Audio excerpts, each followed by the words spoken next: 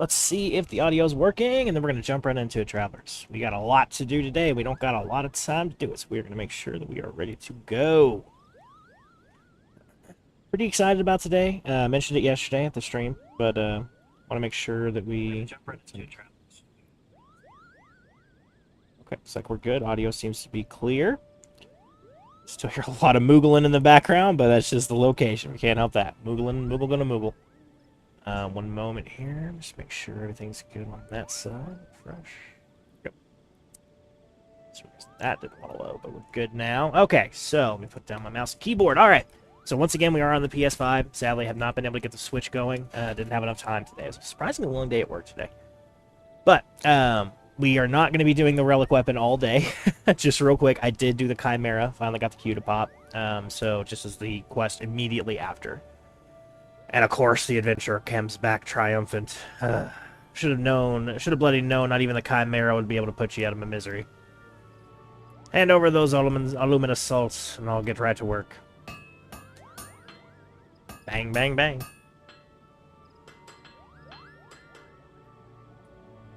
There, deed is done. Squeeze out every ounce of me skill to restore your weapon, and I think you'll agree it looks the part. And there's something missing somehow, though I'm buggered if I know what. There just lacks a certain glow, as it were. We need to learn about more about the relic. Literature surrounding the hero associated with it can be a fine place to begin, but I ain't exactly as scholarly, and I haven't the slightest inkling of where to get my hands on such stuff. As much as I hate to say this, Rowena's probably the one to talk to. Thing is, I'd sooner shove hot kettles up me arse sideways than owe the thrice-damned Herod another debt. That's it. You're gonna have to make yourself useful once again. Take yourself to Rowena and ask her help. In return, here, once you've learned Summit, what might be of use. Summit. Okay. Real quick, and that's fortunate because that's where we're heading. Some things I did off stream. I did get quite a bit of progress done on our fake grind for the, whatchamacallit, the yokai. So we have 12 total. I went ahead and purchased 3 more minions. So we probably don't need that many more total actual yokai medals, which is nice. And then we are almost done with our Whisper grind, which is the one that will unlock the Dragoon weapon. And we are partially started with our Black Mage weapon grind. So a quick little aside, you don't actually need to be the class associated with the grind to get it. I've mostly been doing the fake grind as a Blue Mage, which we haven't shown off our Blue Mage in a minute. He's level 20 now. 21, excuse me. Blue Mage is a limited job, obviously. So you can see I have the Yokai Watch saved onto him.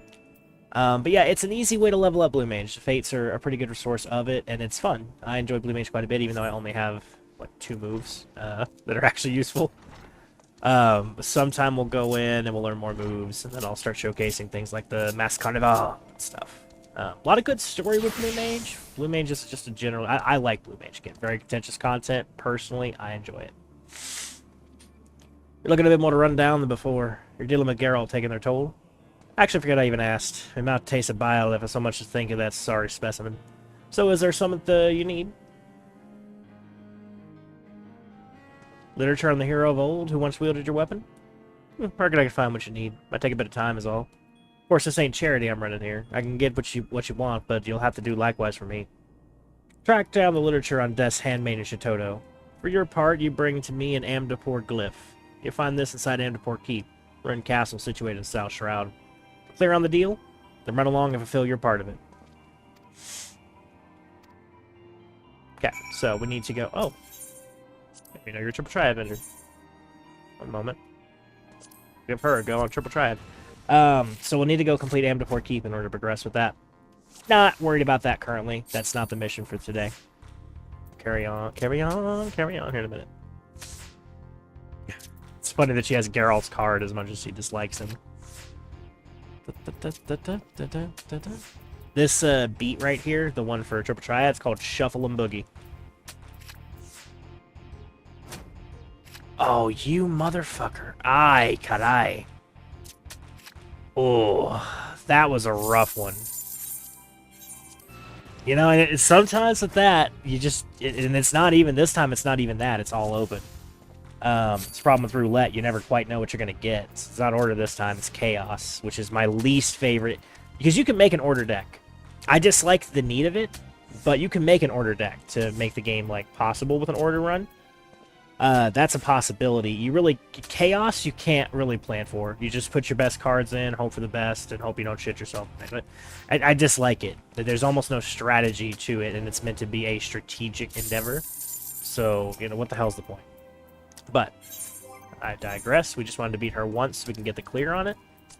And we got one of her cards, too, which is a side bonus. There's some achievements that'll unlock some really nice cards for beating somebody at least once. So, that's why I make that somewhat of an effort. Mother of all bombs. Yeah, we'll turn that in. Screw this. We're getting Tamtar Deepcroft. This one. So, fortunately, we do actually have the quest that will unlock the Embarking Keep. Not going to do it right now, but we do have it. So, in the previous episode, when we were doing the MSQ grind, it was indicated to us to go talk to this outlandish man and study the Crystal Tower. So that's exactly what we're going to go do. Do I know you? Ah, unless I'm very much mistaken, you are the famed adventurer who bested the Garlean Empire's general, are you not? The great Ursa Bearsong himself. Amazing and more than a little serendipitous. I might even call it fate. But I recently received word of a truly unique opportunity, you see. An opportunity the like of which none but one of your proven worth could take advantage. The reward? Not less than the accumulated knowledge of a fallen civilization. The risk? A single misstep could cost you your life. But what is a little danger to a storied hero such as yourself? A man with absolute confidence in his own abilities stands to profit handsomely from this venture. No, I crave no recompense for my part in bringing this opportunity to your attention. The historic discoveries you shall make will be reward enough, I assure you. If my word had fanned the flames of your curiosity, then I bid you seek a man by the name of Rambrose at St. Coinac's Find. It is he who stands at the doorway to untold marvels, waiting the arrival of a champion bold enough to march across the threshold. Indeed. Rambrose.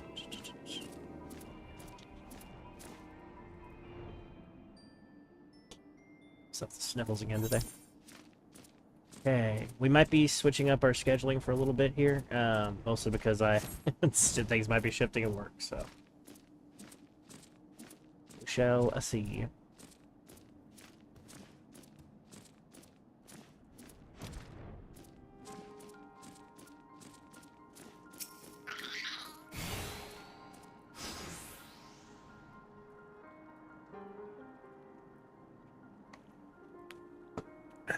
Why, if it isn't Ursa Bearsong himself. I was not expecting such a celebrated guest. To what do we owe the honor of your visit? You were directed here, you say? By a man clad in foreign garb. Well, the opportunity he spoke of must surely refer to our latest anthrogeographical endeavor. Quite how he came to know of it is another matter. All knowledge of this project was supposed to be restricted to my organization. But this is something for me to ponder in private. You are here now, and your services will, I am certain, prove invaluable. I must warn you, however, that the venture we have in mind is no simple excavation. An unprepared or incautious adventurer could very well find himself on an unplanned and unpleasant journey to Thal's solemn halls. Knowing this, do you still wish to lend us your cooperation? I rather thought you would say that. Your courage is scarcely a secret. Now, the first... Ursa, I thought that was you. What brings you to St. Coinac's? Don't tell me the Alliance has sent you for another realm-shaking, history-making mission to lay low an apparently inseparable foe, yes? No. Ah, I see you two are already acquainted, that is well.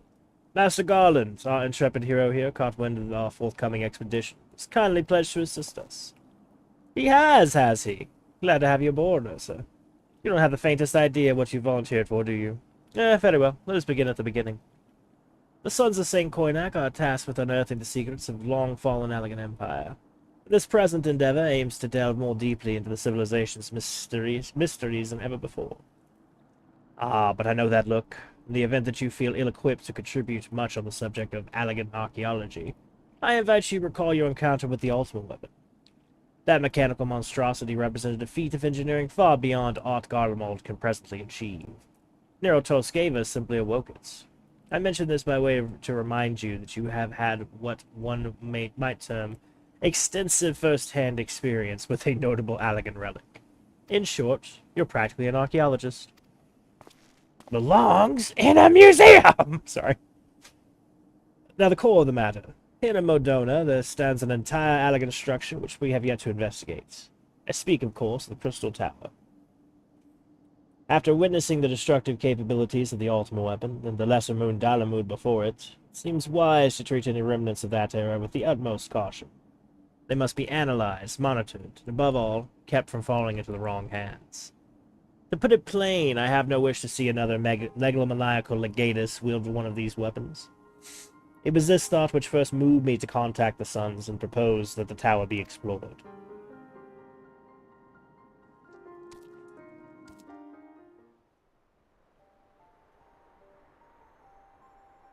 For several millennia, the Crystal Tower remained hidden, buried deep underground. But like so many other things, better left undisturbed, the structure was freed from its stony prison by the great upheaval which accompanied the coming of the Seventh Umbral Era. It now stands revealed in all its splendor, gleaming spear of crystal pointed at the bosom of the heavens.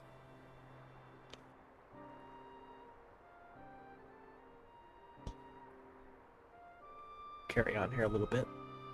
Then I'll give you guys some lore while waiting for a cue.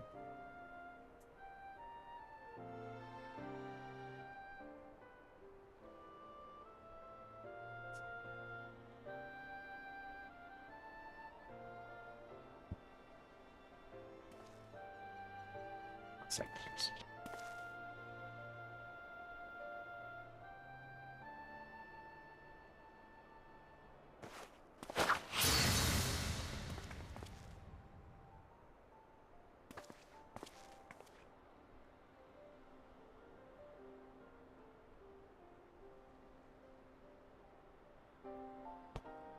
Sorry. We believe the tower to be the repository of much of the ancients' wisdom. Unfortunately, its entrance is guarded by formidable defenses. We cannot so much peep through the keyhole, much less set foot inside. These defenses take the form of statues carved into the likenesses of giant swordsmen. The ancient sentinels, as the Sons of St. Poidak are wont to call them, is the first barrier we must overcome.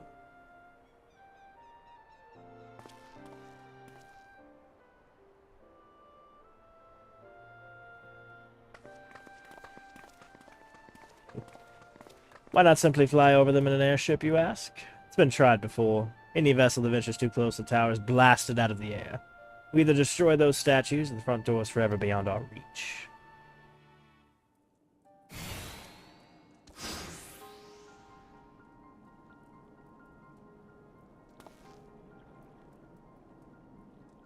My colleagues and I are ill-suited to negotiating such deadly hazards.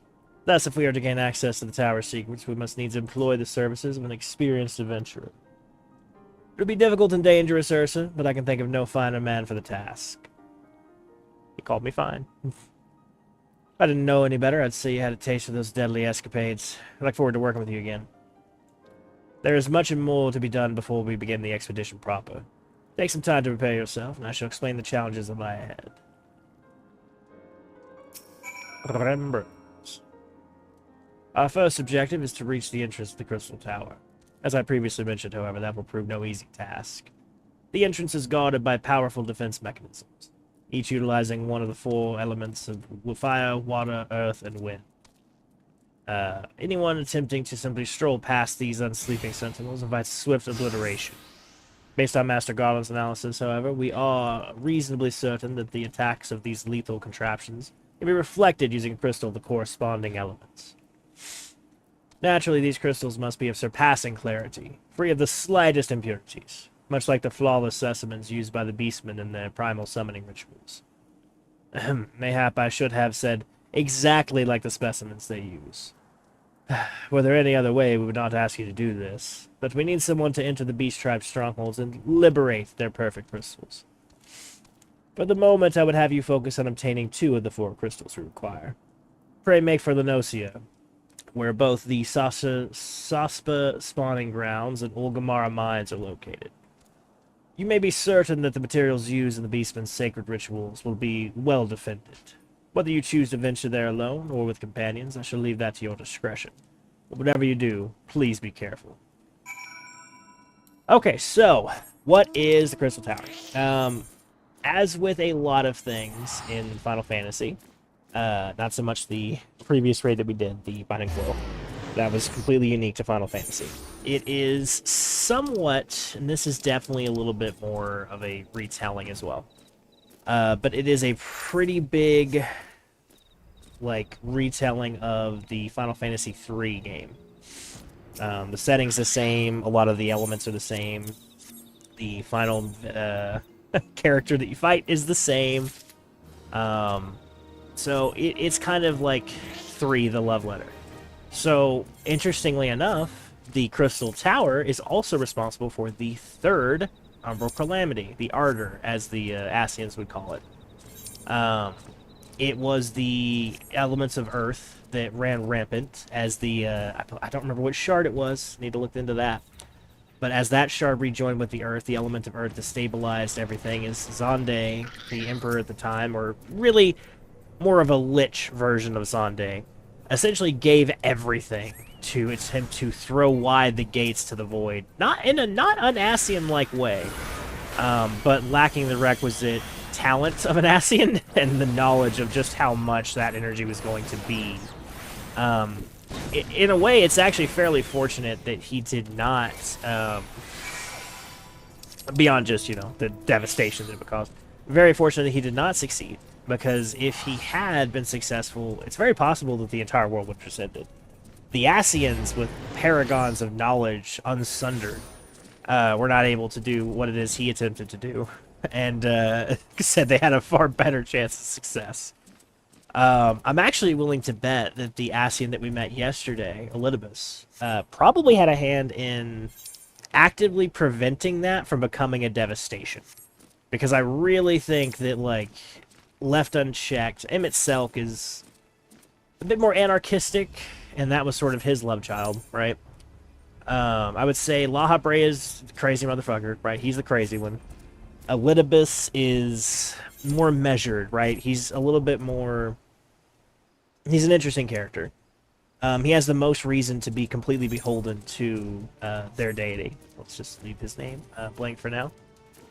And yet he does have themes of, like, heroics and virtue and stuff like that. These things he praises.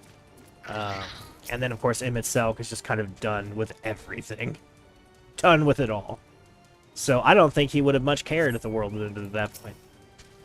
Whatever he professes to the contrary. Either way, though. Let's kill this guy here. Move on to the next.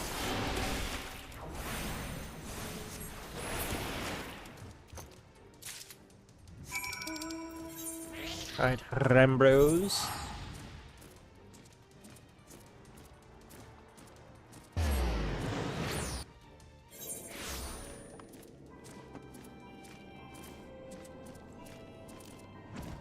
Gonna be a lot of traveling. We'll say that this does look beautiful. That's Keeper of the Lake. There. It's got this sort of haunting aesthetic, you know?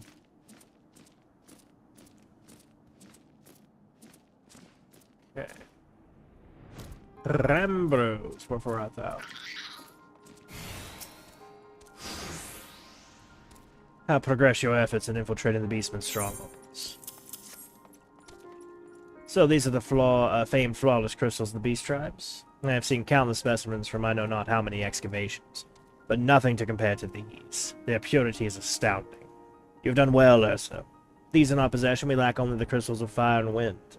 Former lies in Zaharak, the war camp of the Amalja and Thandalin. The latter in Natalan, the roost of the Exali in the hills of Corvus. You can expect them to be as closely guarded as the first two, if not more so. Still, I look forward to receiving word of your resounding success. So, not unlike 3, although this is fairly common, especially for Final Fantasy games of that era. Gather the 4 crystals before you can even do a thing. Very common. They did it in the first game, they did it in the second game, they liked it so much they did it in the third game. I don't recall them doing that in the fourth game. That was mostly Cecil and his journey from being under the rule of a sort of dictatorship that he was unwittingly, or at least mostly unwittingly, being sort of beguiled into following as a Dark Knight, and then eventually he later became a paladin. That was Cecil's whole storyline, which is fascinating, and I think if they're going to do a remake, I would love to play a remake of 4. I think the story is very good. Of course, everybody loves Kane, the sort of progenitor of the Dragoon. I think he was, if he wasn't the first Dragoon, he was certainly like the most popular Dragoon. So, be quite curious to see him get a touch of the limelight, voiced by, of course, Matt Mercer. I think anybody would deny that.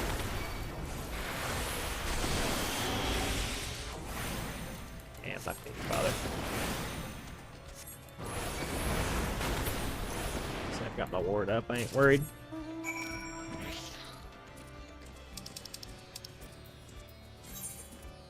If you're curious, I always fly up like that because I'm waiting. I'm trying to make sure that like that pugilist doesn't fuck with me when I'm about to teleport, because it's very annoying. I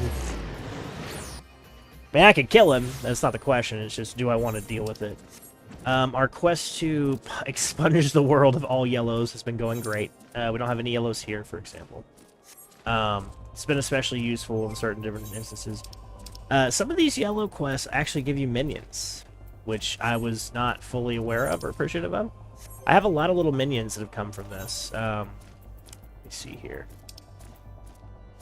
That little guy, who is disgusting, and I actually hate him, but I've got him now. This cactuar, this little kitten, this little wolf, these were an especially cute cutscene, I will say. Thought about streaming that one because they were so adorable. And then that I think came from the MSQ. But yeah, quite a few of those, and I was like, oh, well, that's kind of nice. And you're getting some lore, the very minor lore points, rather than including all the yellow quest lines, because at least from a gameplay element, a lot of them are, hey, go kill 3 squirrels, right? All right, cool. Now go to this place and give him the 3 squirrels, and then bring me back some squirrel steak, right? They're very rudimentary, classic video gamey type stuff, and that is fine. I don't hate it, but I also think it would be incredibly boring to watch. So rather than distilling all that lore into a massive bonus stream every day of like 6 hours per area of me just going in and talking to every NPC, narrating them, I figured what I'd rather do is do like Quarry Mill, right? Just that would be the title of the video, just Quarry Mill, the things you don't know, something like that. And break it down by area, kind of like a dossier of the area. Now, that's a fairly large project, but one that I don't think I've seen anybody else do. There are a lot of lore retrospectives, a lot of things like that. But that, at least, I think would be somewhat unique, which I think would be kind of cool. And also, it's the kind of thing that I really like, which is environmental storytelling. Either way, though. Carrying on. Seth, it's good to see you. Tell me, were you able to obtain the remaining crystals from the beastman? Wonderful. With all 4 crystals in hand, we are now ready to proceed to the next stage of our preparations. I hope I do not give you the impression that we are embarking on our journey to the Crystal Tower just yet. Alas, there's another step which we must be completed ere we come to that. While the crystals you acquired are indeed flawless, they are of little use to us in present form. If they are to reflect the elemental forces of the tower's defenses, they must needs be cut and polished. A process which calls for a very particular set of materials. Procuring them will be a challenge in itself, I fear. Needless to say, we will be requiring your services once again.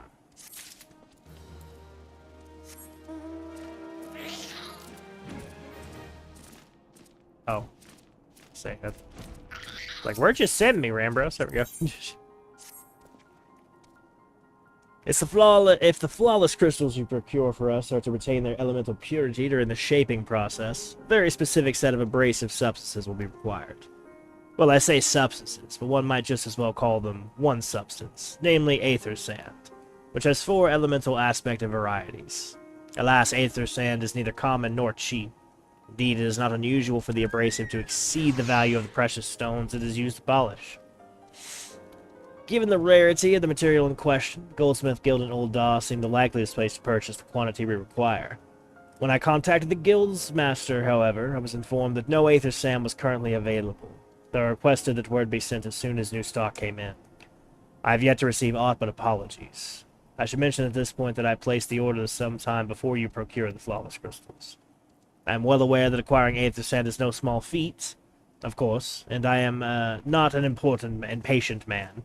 But I fear that the more we delay our investigation, the greater the risk that the tower's secrets may fall into the hands of other, less savory parties.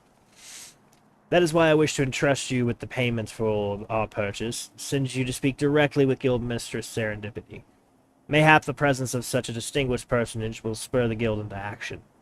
In the event, it is my hope that when we next meet, you will have found at least one of our 4 varieties of Aether Sand we require. I forgot about all this lead up into this, honestly. I remember disliking this the first time I did it. But from a lore standpoint, it's kind of cool. It's like, hey, no, you're going to be doing all this, really cool sword, sorry. You're going to be doing all this really cool, archaeology, basically, right? Like, we're just kind of hanging out with archaeologists, doing archaeology stuffs. That's pretty cool. I don't hate it. I do hate that I went to the wrong teleporter. But, you know. Live and learn. Hanging on the edge of tomorrow. Is this the... Who is this? Oh, right. I was like, what the hell? That's not the goldsmith guy. Okay. Like, I did these already. Okay. Ah, Master Basson, welcome, welcome. What brings you here, if I may ask? Serendipity, I'm a member of your guild. You're here on behalf of the Sons of St. Quinac? What fortunate timing. I was just about to contact Master Rambos with news that we've finally managed to acquire a quantity of fire-aspected Aether Sand. I'm afraid it may be some time before we can supply the other 3 varieties, but you are welcome to settle accounts for that which we have now. Pray speak with Jiminy over the... Ah, I do beg your pardon. It seems she's assisting another customer. Come on, there must be something you can do. Without the sand, we'll have to rethink our whole design. Sympathize with your plight, sir, but I explained the Aether Sand in question is already spoken for. If you'd like to reserve the next shipment, then I would be happy to accept the funds you've offered as partial payments. Partial? Are you saying this isn't enough? I'm already stretching our research budget as it is. I suppose a man can do without a midday meal for a year or two. Ursa, it's been too long. What brings you here, then? Got your eye on something expensive, have you?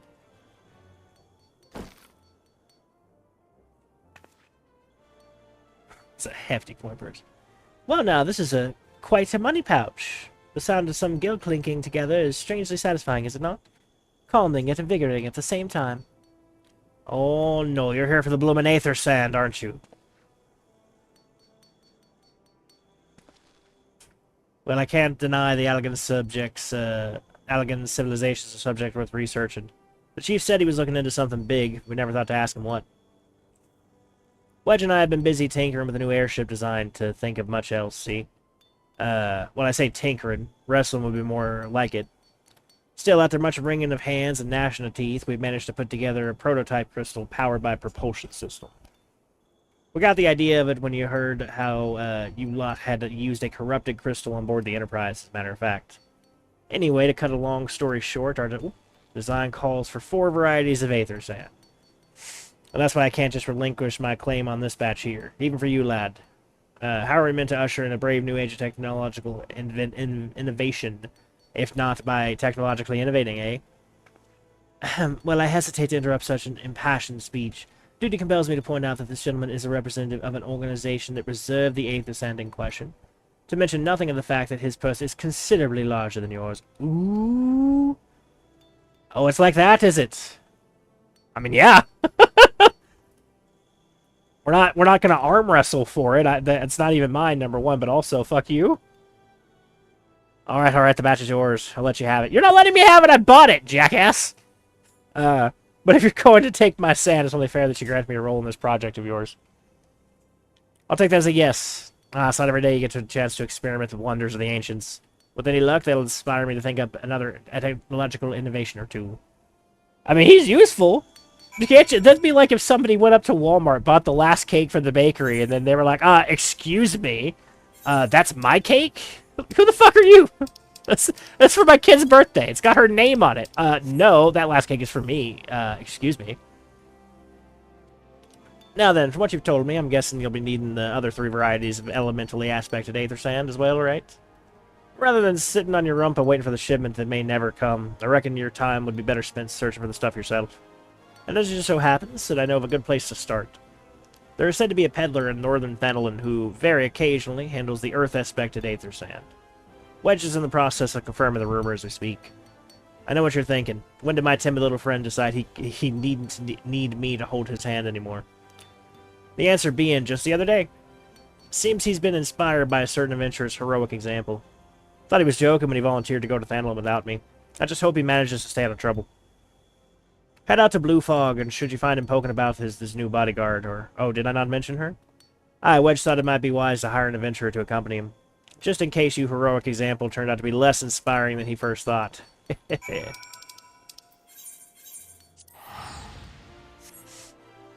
Next bonus stream, we do need to get Paladin and Monk taken care of. It was either that or this, and the Crystal Tower is certainly more pressing. But I do want to do that so I can unlock Scholar, which is going to be our shield healer of choice. I prefer Scholar to Sage, personally. I actually quite like the aesthetic of Sage, but I like the gameplay of Scholar, and I like Sage. Scholar is more fit for me, honestly. I love Scholar. Save your greetings. You're looking for a higher blade, then you'll have to look elsewhere. After the day I've had, the only company I crave is the squat, silent type. The type that just hands and holds no less than a pint of ale. You wish to hear my tale? I warn you, 'tis no stirring epic, but as you asked, my employer, Lawlefellin Lad, wished to pay a visit to a peddler who deals in some manner of special sand. I forgot what it was called, but 'tis apparently worth a small fortune. Anyway, when we arrived, the man claimed his stock had been stolen by bandits. Determined not to return empty-handed, we crept into the bandits' stronghold and set about looking for the stolen goods. Long story short, alarms were raised, rogues were awoken, and we fled in a blind panic. I was separated from my employer in the confusion and haven't seen him since. A friend of yours, is he? Then you best be prepared for the worst. 'Tis just possible the poor sod may be lost in the old Amalja mithril mine, but I fear the bandits will have caught him by now. Okay, some adventurer you are.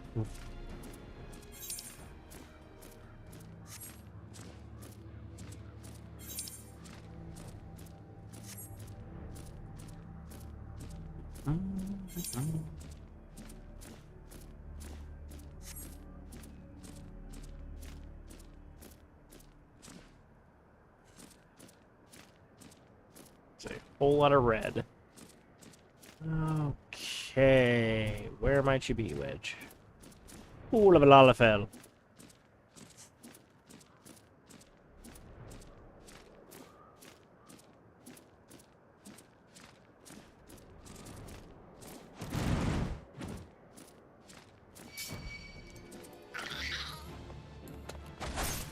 So probably in here. I guess. Like, I'm sure he's not going to be visible from the air. Which, I mean, canonically pretty good. Like, this is, like, he's hiding, right? So this makes sense.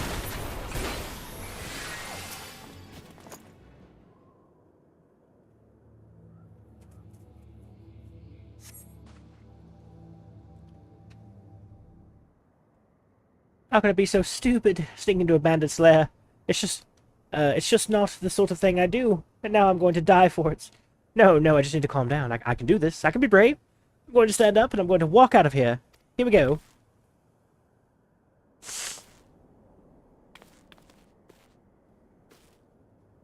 Yeah! I'm sorry. Please don't kill me. I promise I'll leave and never come back.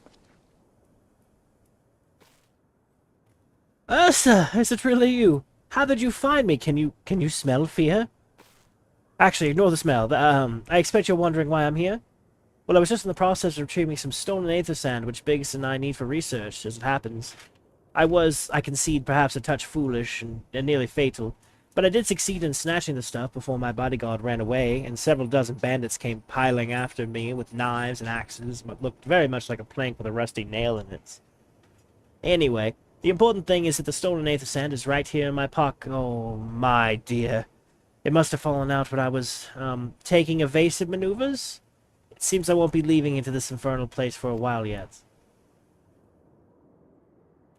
You'll find the aether sand in my stead? Oh, thank the gods. You're a true friend, Ursa. I hope the search doesn't prove too troublesome. The bandits don't seem to care much for visitors.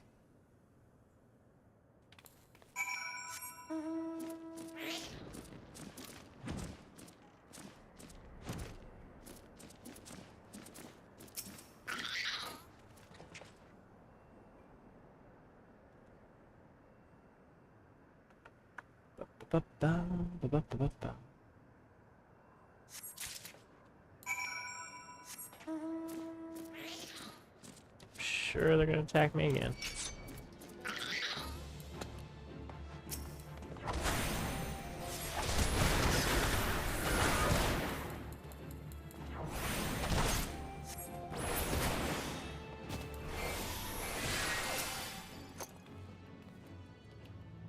Ursa, have you had any luck with the aether sand? Yes, that's it. I must return to the workshop and tell Biggs the wonderful news. What's that? You're also on a mission to collect aether sand, and you're working with the chief? A treasure trove of Allagan knowledge, you say? I see. Then you should really be the one to have this. Biggs and I are far from exhausting all possible avenues for our airship innovation, but it sounds as if your problem can only be solved by this means.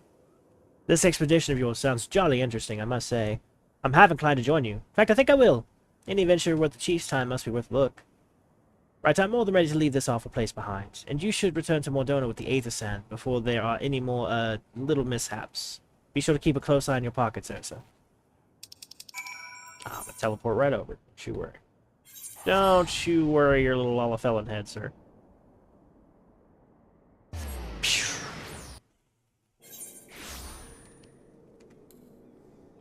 Okay. Man, this is a lot of questing here, I gotta say.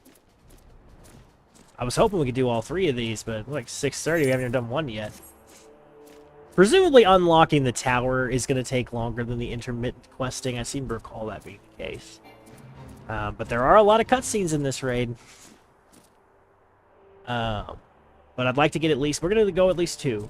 At least two for sure. If I had to pull like a decently long night but finish, we'll do three. Ursa, you've returned. Take from your presence that you all were successful in procuring us some aether sand. Tell me, which variety did you find? Two varieties, sir. I see, two varieties. Well, that is more than could be reasonably expected, and two less than I had hoped you would say. Forgive my flippancy, you have done well, truly. If all goes as planned, we no longer need to fear death by fire or earth. Master Garland, if you'd be so kind as to prepare the relevant crystals. I just had to work immediately. Truth be told, I've been looking forward to this. One does not encounter materials like these every day.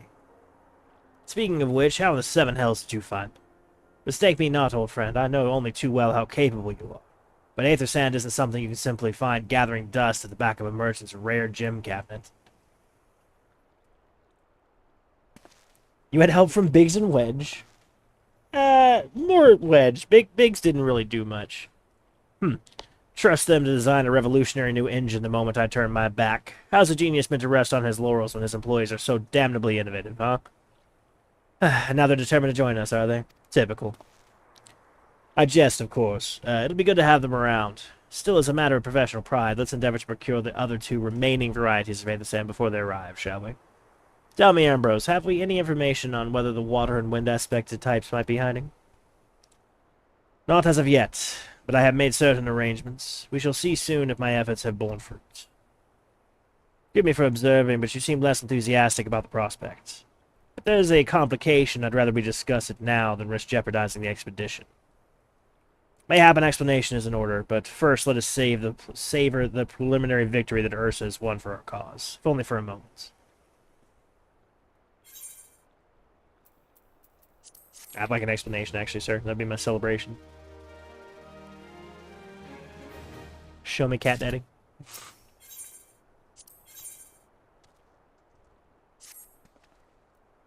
Yes, I must speak of the arrangements I made to acquire the two remaining aether sands. Some days ago, I asked a Charlatan acquaintance of mine to travel to Gridania and gather the necessary materials. Since that time, however, I have not heard nary a whisper from him. To be frank, the lack of communication is not entirely uncharacteristic, but I cannot discount the possibility that something ill has befallen the man. Alas, we do not have the time to investigate his fate. As I have mentioned before, the more we delay the expedition, the more likely it is that the Crystal Tower secrets will fall into the wrong hands. Therefore, I would entrust you with the same mission I assigned my friend. Travel to the Backshroud and seek out Parsemontre, the master of the markets in the Gridania. If anyone knows where Aether Sand might be, that is he. Gotta say, I know him. We actually met him in the very first episode ever. He's the one that Mione sent us to teach us the markets. Parsemontre, he loves eel pies. Oh, is that gonna be the end of this? I have to go get him an eel pie from Mione. That would be quite funny. It's like, I'll only tell you of the Aether Sand for an eel pie. Perhaps two.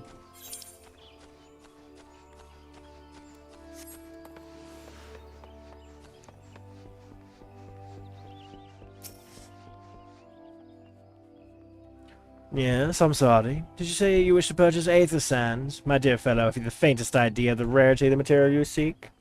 Why, I have not seen so much as a grain of Aether Sand in these markets for many a long year.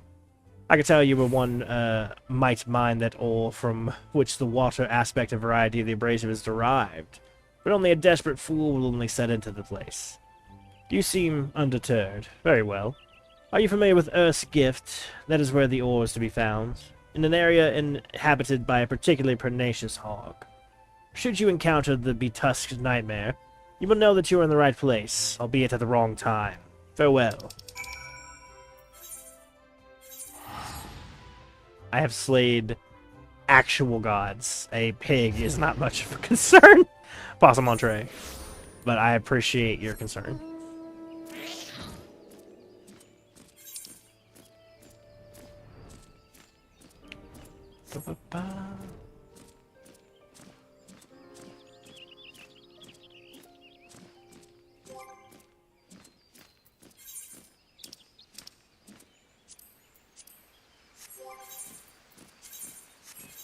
Do I have...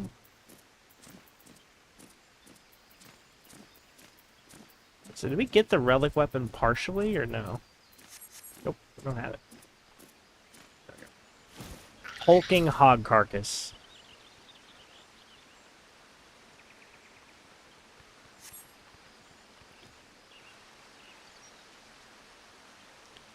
You are too late, adventurer, and not only for the entertainments.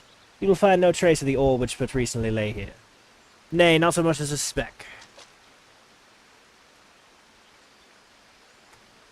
And no, you will never spy me from there. For the time being, at least, you will have to trust the evidence of your ears. Now stop squinting at the foliage and listen. As I told you, the water-blessed mineral you hoped to find is gone, taken by me. Victory has made me magnanimous, however.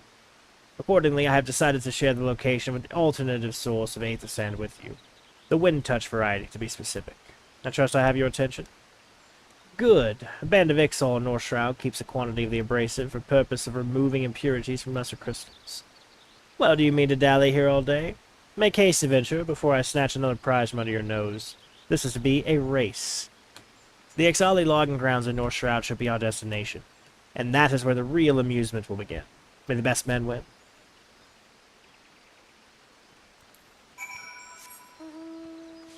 It's a race, it's a race. It's from a really funny movie. It's called Rat Race.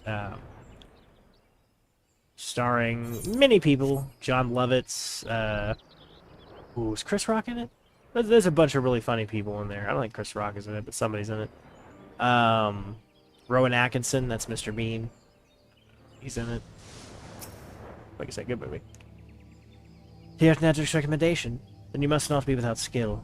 That said, it is my duty to warn you of the dangers that await. This fortress was built by the Amdapori, an ancient people who rose to power upon arcane knowledge. During the heyday of their civilization, they built magnificent structures such as this. Alas, the splendor has long faded into memory, and the keep has become a lair for the Lambs of Dalamud, doomsday cults. Some of the cultists have even succeeded in summoning void scents. We wood whalers welcome capable adventurers who would be willing to keep their numbers in check.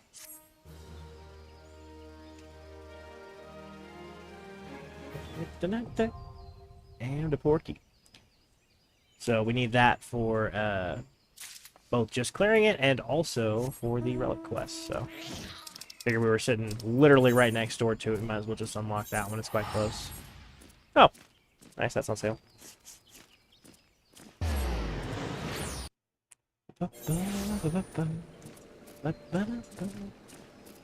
We're sitting in 45 minutes. We haven't even done the first raid. Oh boy, travelers.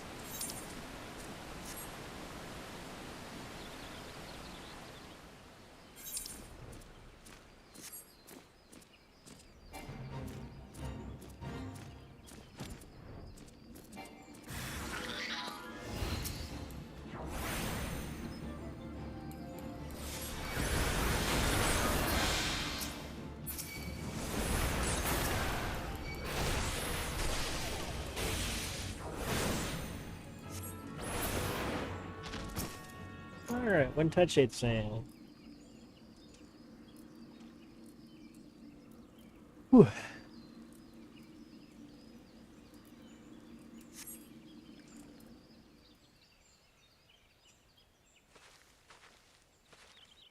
Bravo, that was quite a show adventure. Why, the spectacle proved so enthralling that in all the thoughts of the Eighth Ascent slipped my mind. It appears I have forfeited our little race. Congratulations, the wind-touched abrasive is yours. And yet, having been treated to such a memorable performance, I cannot help but the feeling that the greater prize is mine. This inequity must not stand. I insist that you accept a token of my appreciation.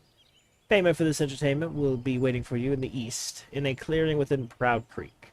Pray receive the gift ere just crushed beneath the iron feet of the Dullahans.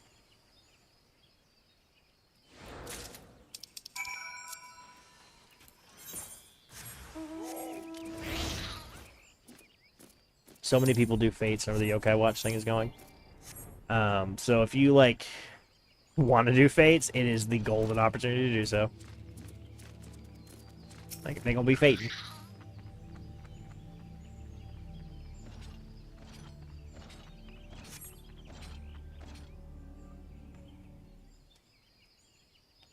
Not what you were expecting? Took the liberty of refining the ore from the Earth's gifts into Aether sand. Do keep it safe, adventurer. Lest you accuse me of playing games, you should know that the thought of relinquishing my prize never once crossed my mind until I saw you in action. Such deeds must needs be rewarded. It is my vocation, you see. To record history as it's made by mortal men, and I much prefer to chronicle the accomplishments of the bold and the mighty. Thus it is my fervent wish that you continued your career with the same courage and zeal you have shown today. We shall meet again, adventurer, sooner than you may imagine.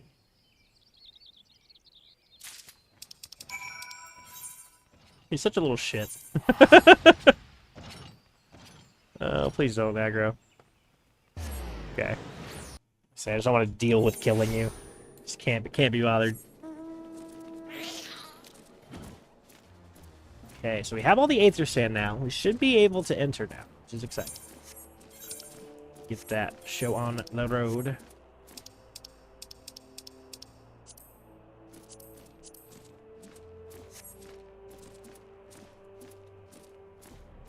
It occurs to me I'm going to need to move the alliance boxes around. First time in an alliance raid coming up. Let's see here.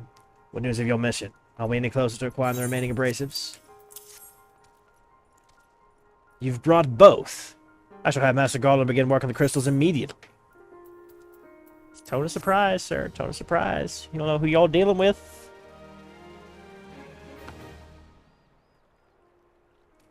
There, that should do the trick.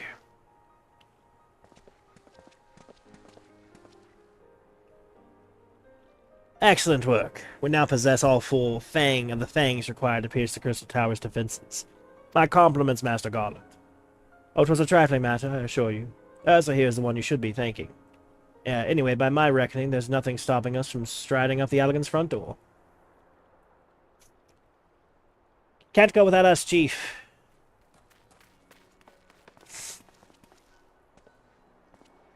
Biggs, Wedge, come to lend a hand, have you? It's not every day that you get a chance to study the wonders of the ancient Allag, is it? Their technology makes Garlemals look ancient. I appreciate your enthusiasm, lads, I really do, but we're not here to take this knowledge off for ourselves. Twice in the last decade, the promise of unimaginable power has prompted men to meddle with technology they do not understand. The realm has been dragged onto the very brink of oblivion on both occasions. We shall not be so responsible as to risk another. Wait, did you recall our company's creed? Yes, Chief, it's freedom through technology. Exactly, freedom. We forsook our homeland. We swore that we would have no truck with machines that could be used to promote tyranny. That has not changed. Should you feel tempted to break your oath, remember this. The wonders of the all-knowing Allegan Empire could not save their civilization, and have damn near doomed ours twice. That is why we must explore the Crystal Tower, and if needs be, seal away its secrets.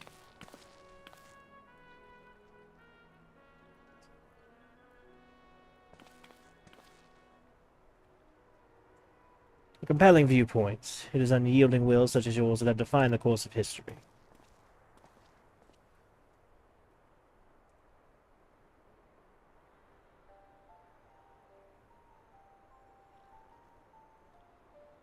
So you return at last. What, pray tell, has kept you so wholly preoccupied that you could not spare a moment to inform me of your progress of preservation?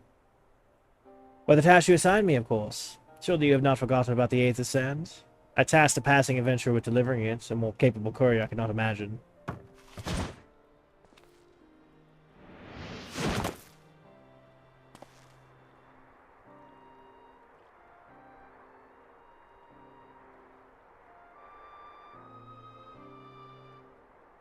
Greetings, adventurer. Did I say we would meet again? I believe an introduction is in order. I am Grahatia, one of the students of Baldessian. I look forward to joining you on your groundbreaking expedition. Grahatia here has been assigned the project as an observer. I hope you will forgive him eccentricities and forgive him his eccentricities and welcome him as one of our own.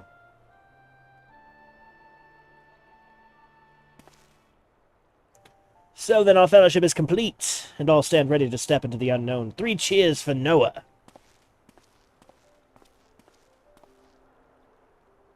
Noah.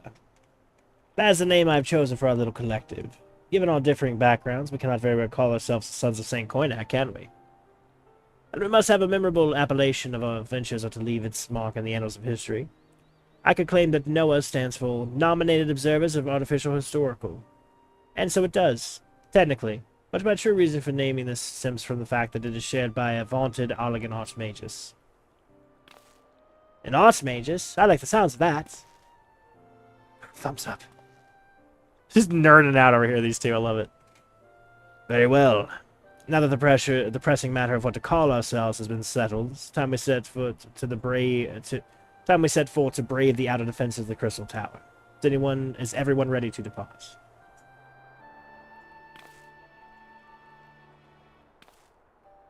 Zoom in, though. Ready.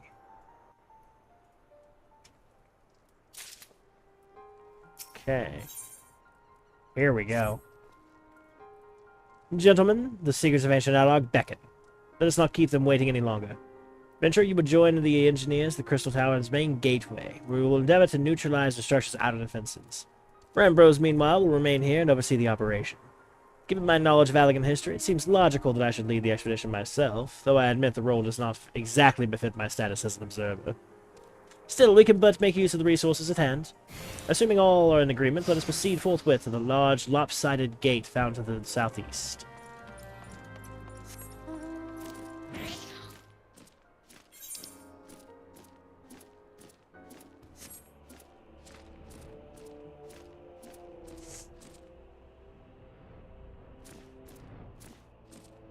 Okay.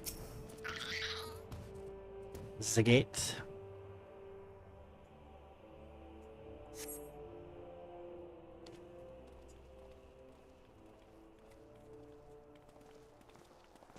Little sneeze coming. Sorry, Travis. Ooh, try to fight off. Crystal Tower lies beyond this portal. Now comes the interesting part. We've already done this part, clearly.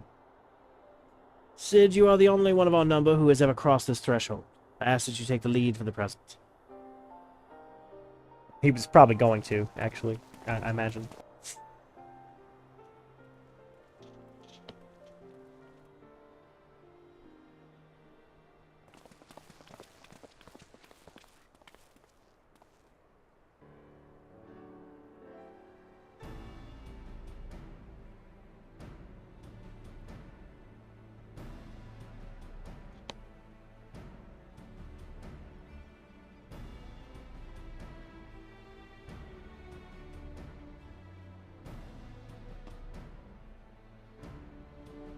I say, the energy radiating from these statues is palpable.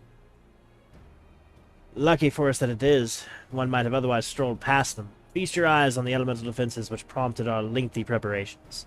These sentinels prevent would-be intruders from advancing to within 20 yalms of the tower's inner reaches.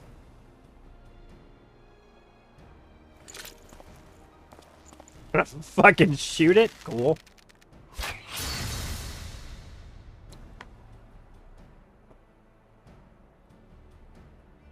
No matter how swift they may be.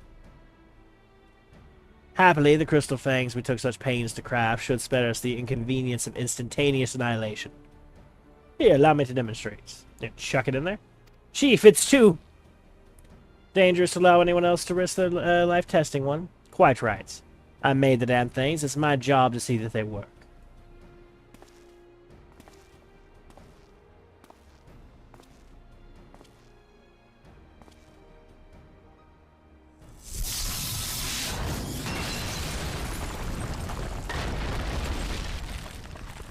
Damn. I gotta say, I respect that right there. Success. I for one am convinced, friends. Ready your fangs. So that's how a leader should be. Like, take the risk, you know?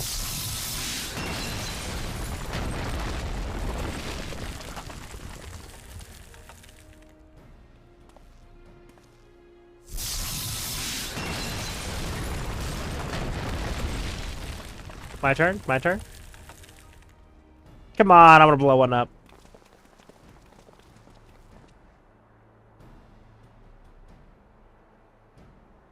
They give it to Wedge, I'm going to be upset. I want to turn with it.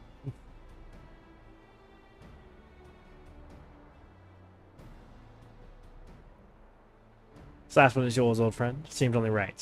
Thank you, Sid. I appreciate that, sir. I'd have happily taken the first one as well. I have respawn and you don't, but, you know, I appreciate the... like, the valor there, right?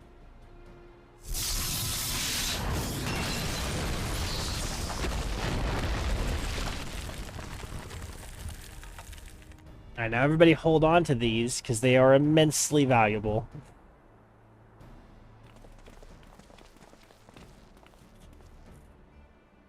Haha, we did it! So much for the outer defenses. Indeed, the entrance to the tower is near at hand. My blood fairly sings with anticipation. Speaking of blood, I have a proposal for the next stage of the expedition. I suggest we wait here while Ursa and a hand-picked party of his adventuring companions enter the tower. What? Without us? I thought we came here to survey this entire structure. We did. And we will. But our investigation must proceed at a more measured pace. If the outside of this place is well defended, can you imagine what awaits us on the inside? Only a true hero could reasonably hope to brave the hazards ahead and live to tell the tale. Ursa here fits that description better than anyone I know. Make me blush, Sid. And it is not as if we will be idle in his absence. While Ursa and his companions are risking life and limb to beat us to a path to the tower, we can set about analyzing this rubble for evidence of how its technologies function. Your knowledge of ancient lore will prove invaluable to that endeavor, Historian Grahatia. Bah, do you ever tire of being right, old man? Ursa, it seems I won't be accompanying you. Allow me to at least provide some instruction. The maze that surrounds the base of the towers is a labyrinth of the ancients. Despite this initial foray, I suggest you concentrate on ridding the place of hostile elements. When you are reasonably certain that the maze is secure, contact me via link shell, and we shall join you post-haste, no matter what Master Garland says. Though we would prefer if any relics you encounter remained intact, you have leave to do whatever is necessary to secure ingress and upper levels of the tower. Fortune go with you, Ursa. Aye, aye, sir.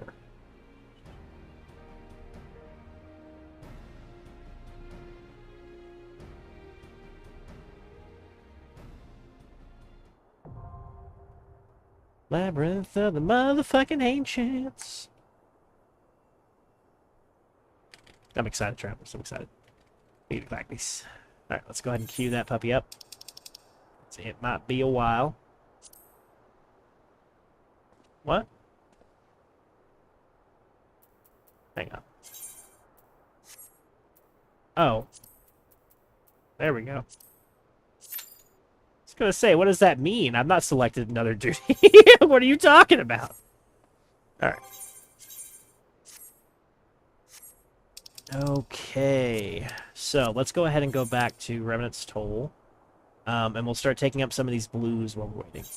Another thing, similar to the other, with the dungeons, if I'm gonna do the lore videos and really kind of research them out and do it, I'm gonna keep playing the dungeons on stream because I can use those, but I think I might voice over them with more of the lore-based stuff on it. Holy shit, let's start off with somebody a little bit easier.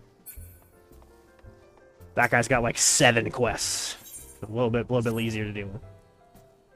Reputation precedes you, Ursa. In fact, it's the reason that I'd like to introduce you to someone. The minstrel at the end of the bar wandered in here the other day and said he was seeking inspiration for a new ballad, the sort only an adventure of distinction could provide. Who better than a man who saved the entire world to give this minstrel the stories he seeks? Hear me, the gentleman, I say. Excuse me.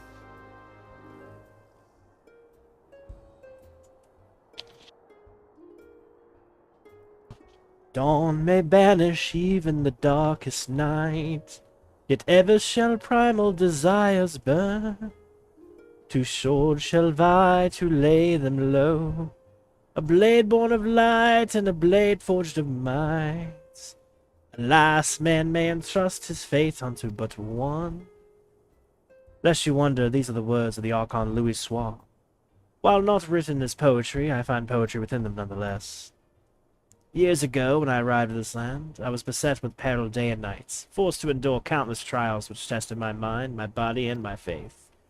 I am not too ashamed to admit that that I would have faltered, had it not been for the help of a handful of nameless adventurers, honest men and women who proffered the hand of friendship to a weary soul and led him safe in the darkness. When I look upon you, I am reminded of them. I can tell that you are well-traveled, possessed of both constancy and character. You are a man of an adventuring profession, yes? I seek a valiant hero whose deeds might serve as an inspiration. I have reason to believe I have found him. After all, it was not you who faced Guy Sven Velsar and his elegant weapon? You must tell me everything that happened. Omit nary a single detail, I beg of you. So, truly a tale worthy of legend. So eerily it matches the writings of Archon Louis Soir. I can read it again. Black Wolf was a conqueror who aspired to rule through might. The weapon was key to his ambitions. Yet in the end, the people of Eorzea entrusted their fates to a brilliant blade, the Warrior of Lights. A rather fitting moniker, in my humble opinion. Thank you. At last I found the inspiration I sought. A battle to decide the fate of the realm. The words, the notes, I feel them coming together. Your tale, Ursa Bearsong, your song. From an era long forgotten, a blade of midnight drawn. From a distant land uncharted, a warrior who bears the dawn. Is that just because my name has bear in it? That would be very funny. So that is Yoshi P. Fun facts. Keeper of Knowledge. Interesting. You design Encore? Very well, it'll be my pleasure. Ursa Bearsong, give you Ultima's Bane.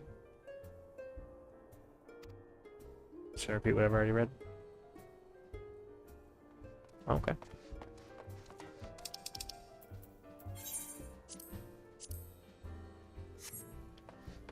That back burner for now. We're sitting on our queue. Quite a while. As much as I would deeply love to do this as a Black Mage, I don't think we have time to wait that long. So... it's longer as a White Mage. I suppose that makes sense. Yeah.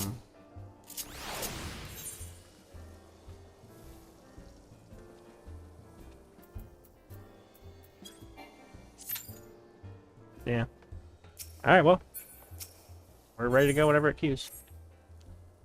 Ah, forgive me, friend. A most chilling encounter has my nerves on edge. I was traveling through the shroud when a man accosted me out of nowhere, his eyes darting wildly in fear.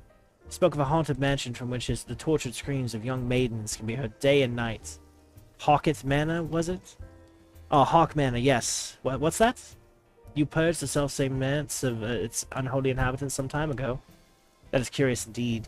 The man recounted the events as if they had happened not days ago. While I wanted to put my heart at ease to know his tale was a fancy born of a few too many flagons of mead, for so had not the air of a drunk or a liar. Perhaps you know someone who could shed light on the matter?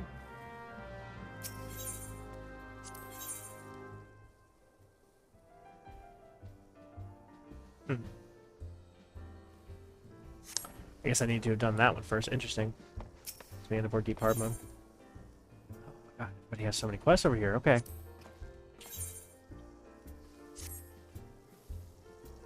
I've seen more victories at the God's Forsaken Place lately. Most of them battle. Hold that thought. Let's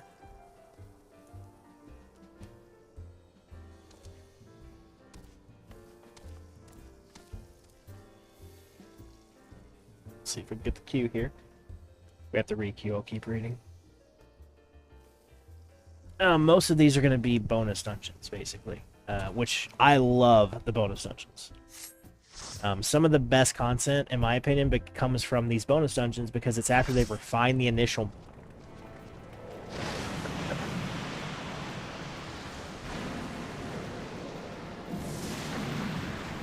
God damn, that's a lot of fire. Okay.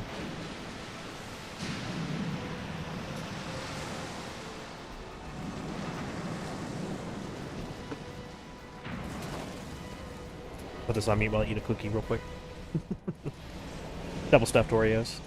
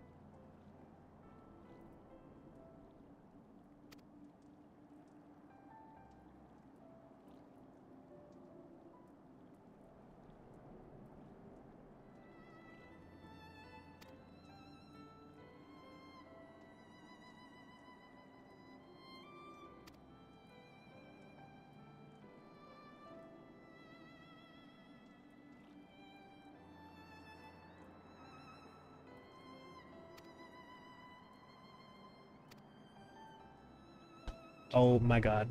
How long have I been talking with the mic muted? Probably since I ate the cookie. Wow. Don't forget about us. It's like you said, Chief. We founded the Ironworks to make sure the technology was used for the right reasons. And that means making sure it's not used for the wrong ones. We wouldn't be doing our jobs if we didn't see this through to the end. Lads, well, I hope you're ready for some backbreaking chores. Well, everything seems to be in hand here, so I shall take my leave of you for the present. If I am to witness this valiant tale unfold with mine own eyes, I must needs hone my martial skills ere we ascend the spire. You'll do nothing of the sort, Graha. Your knowledge may prove useful to Master Garland's investigation. Pouty face. As an observer, I am not strictly speaking subject to your authority.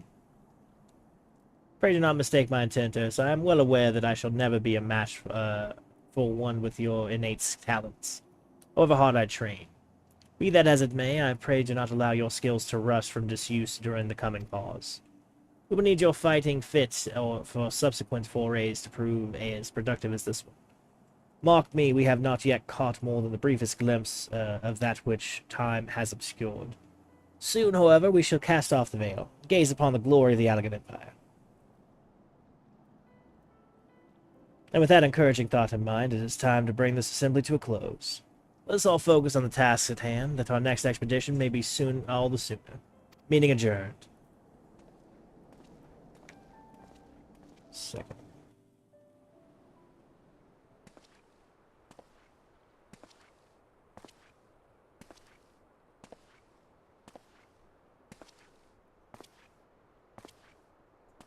Here in a moment, I'm going to figure out how long it took me to realize that I was muted. Such a terrible mess. It does leave the door wide open, so to speak. One cannot help but be impressed, beginning to understand the reliance you place on adventurers, old friend.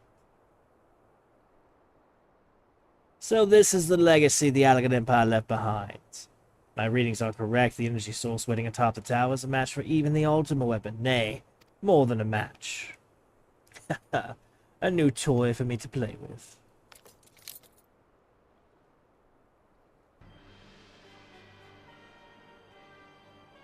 I believe the fates have conspired to deny me my just rewards once again, but it would seem they had a greater destiny in mind for me. And so long as my ambition burns, I shall strive to seize it. The dream lives on, Sid. Do not disappoint me.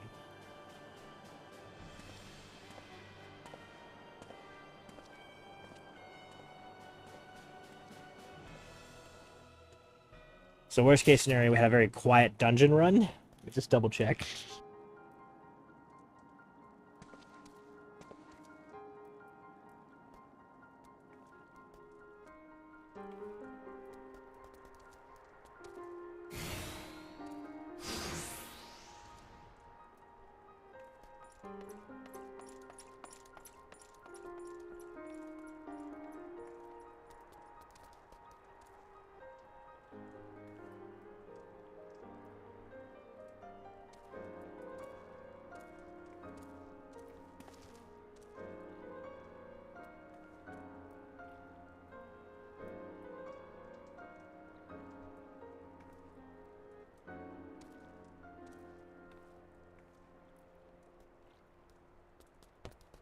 Okay, so yeah, at the very beginning of the dungeon, where I very courteously was like, yeah, let me mute myself so you guys don't have to hear me chomping on a cookie, which was the correct thing to do, I forgot to unmute myself. So, it's a very quiet dungeon run that I'll probably just reshoot the entire goddamn thing up for that part. However, I will be rereading the cutscenes that we missed. I'll revoice over those in the narration. I'm so sorry for those of you who are witnessing live or streaming, but let's carry on for now. Show must go on. Not a theater kid, but, you know.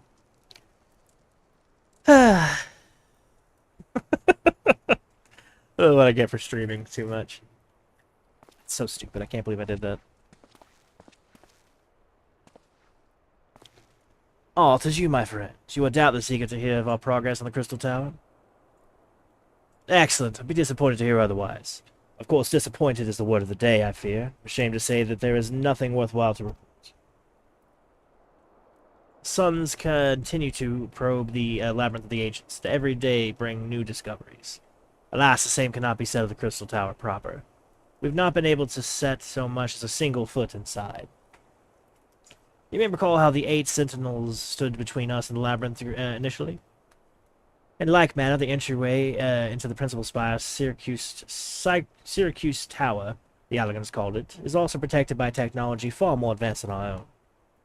Sid and I have tried every trick we know, but without success. Frankly speaking, we're at a loss. This is discouraging, but we cannot give up. There must be a way in. So the situation stands, my friend. Until we gain entry into the tower, I fear your talents shan't avail us. It will require time that I am loath to waste, but I have a mind to set my people to scouring such ancient texts as we have on hand. Perhaps we can be of assistance. And you are? Be at ease, friends. We share the self-same goal. I am Unai. My companion is called Doga. We are scholars of the Allegan civilization, sent by the students of Baldessian to assist in your endeavor. Unai and Doga. Rather unusual names for this day and age, if I might be forgiven for observing, but I digress.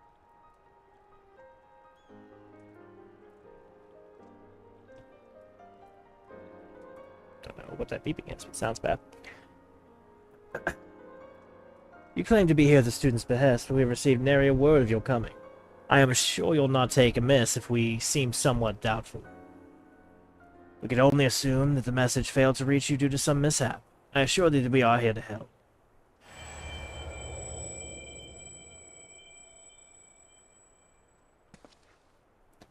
What is it, Graha? It is nothing. There was a pain, but it has subsided. Well, well, this is rather unexpected. Your right eye is the same as ours. The same? You have the Allegan eyes as well? The sanguine hue is said to be the trait unique to the Allegans, yet I inherited it from my father, as did he from his. Only one child in a single generation is born with the eye. All my life I have sought to learn the truth of its manifestation. If there is aught you know, I implore you to tell me. My deepest apologies, but we have no answers for you. Only one thing is certain. Those who possess the trait are bound by the fate to Allah. As your eye has placed you upon the path you walk, so too have we come here to fulfill our destiny. So though it may sound, it is the truth. Seems that we have naught to lose by accepting their aid. What say you? That is your wish, then so be it. Yet know that I still mean to verify your story with the students of Baldessian when I am able. I trust there would be no objections. Very well. As of this moment, I name Unai and Doga advisory members of Noah. Without further ado, let us have them examine the Syracuse Tower entrance. I promise you'll not have cause to regret your decision. So I should be much obliged if you accompany our new friends to the tower. Biggs and Wedge are presently surveying the 8 sentinels. The 2 of them can show you the way. Upon arrival, plate report to Master Garland, who will brief you on the situation. I shall join you, Ursa. With Unai and Doga's knowledge, along with your uncanny knack for setting events in motion, I am hopeful that we will finally see progress.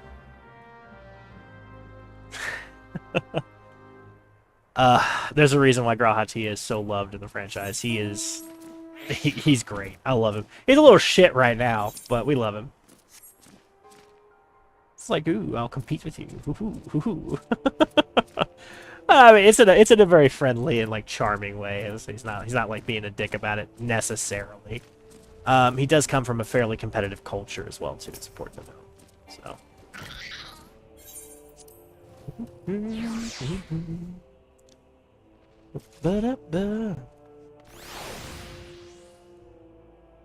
I still can't believe I did that. That's alright though, shit happens. You know, just a wail about the town. Apparently you can't fly here.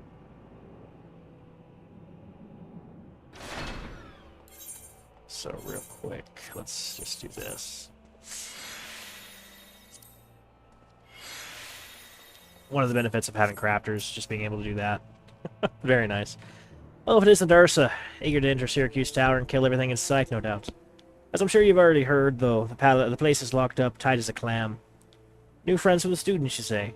Excellent. It's been slow going, or rather no going for the chief. You'll appreciate the help. If you'll just follow me, I'll take you to him. Sure.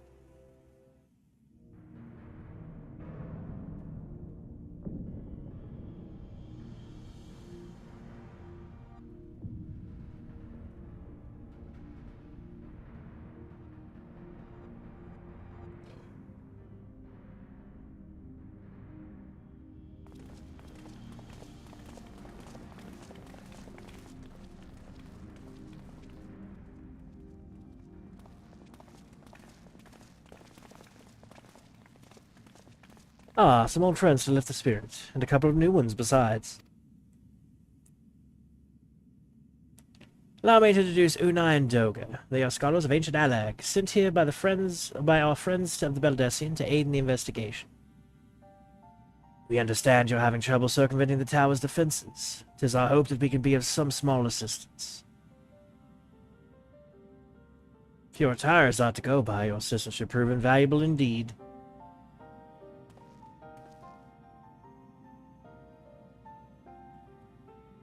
To begin with, let me tell you where we stand. Beyond rises Syracuse Tower, principal spire of the structure collectively known as the Crystal Tower. The only way to get inside through the proverbial front door, the imposing gate you see here. Problem is we can't get it to open. It's sealed by some mechanism whose workings are an utter mystery to us. Having had no success via more orthodox methods, I went at it with everything from a pickaxe to a Magitech cannon. Nothing so much as put a scratch on it.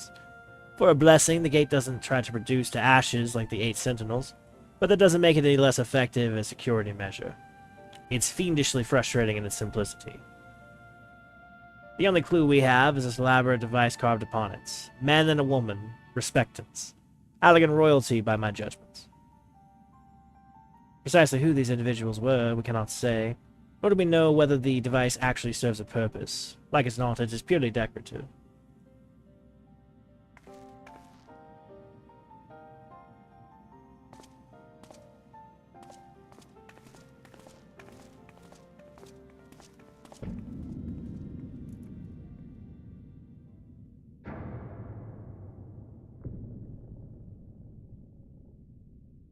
If you're thinking of forcing it, save your strength. It's no use. Just ask the calluses on my hands. Rest assured, we do not mean to waste our strength. Indeed, we shouldn't exert ourselves. The gate will open of its own accord. Why should we?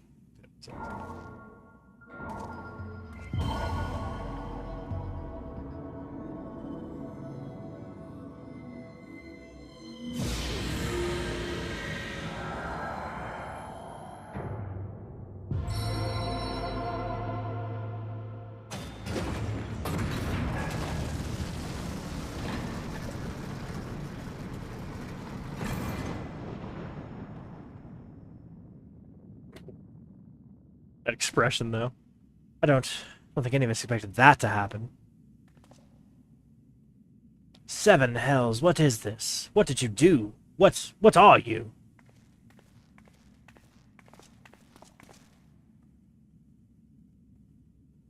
Piercing the heavens and gathering the lights, a symbol of mankind's glory and might.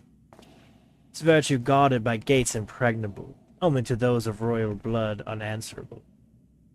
Exactly as passed down through the legends, I am delighted to see.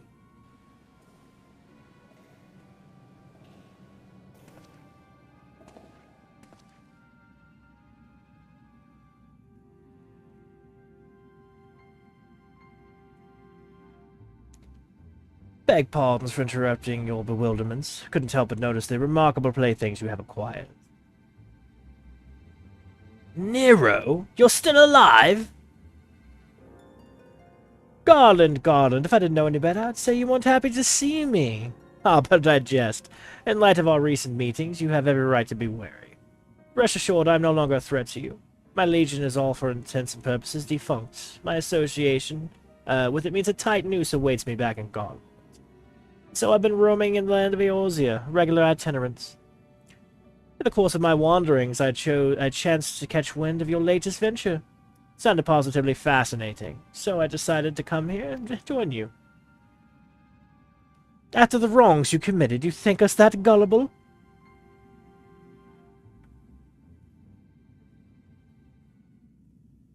If you are suspicious of my intent, 'tis only my just deserts, but I am determined to make amends.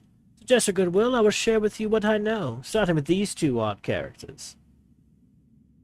As you are doubtless already aware, the Crystal Tower was the symbol of ancient Alag's might and prosperity. Entry was permitted only to royalty and select few individuals. According to records I have unearthed, only royal blood can open the gates. In other words, the Emperor and his progeny were living keys. I mean to say that these two are descended from Alagan royalty? Oh, I suggest nothing so glamorous. To put this plain, they are imitations of royalty. Living keys born of Alagan ingenuity. Clones, I believe, is the name your creators gave your kind, is it not so?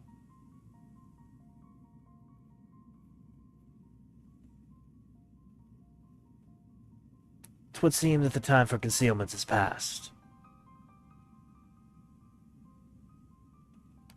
Pray accept our apologies. 'Twas not our intent to deceive. We simply wish to avoid causing undue alarm by prematurely making what many would consider deranged claims. If it please you, let us return to the 8 Sentinels. There is much and more to tell.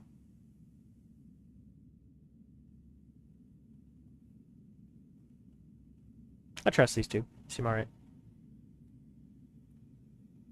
Very well.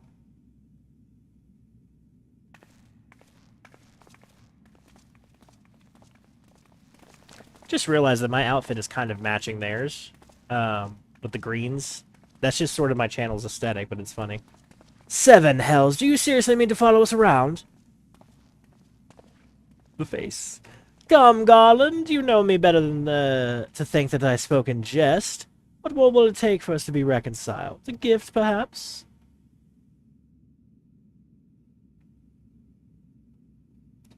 Alagan Tombstone holds the information I just shared with you, and a deal more besides. It used to be jealously guarded property of the 14th Legion, but it's yours now. I wish you the joy of it. I look forward to working together, old friends. You might as well keep him on, because, like, I don't remember how exactly, like, the details of this. But, yeah, might as well keep him on, because if not, he's just going to stab you in the back. I'd rather have him stab you in the front, generally. If you're ready to listen, we shall tell you all. As it pertains closely to your investigation, your leader, Rambros, may wish to be present.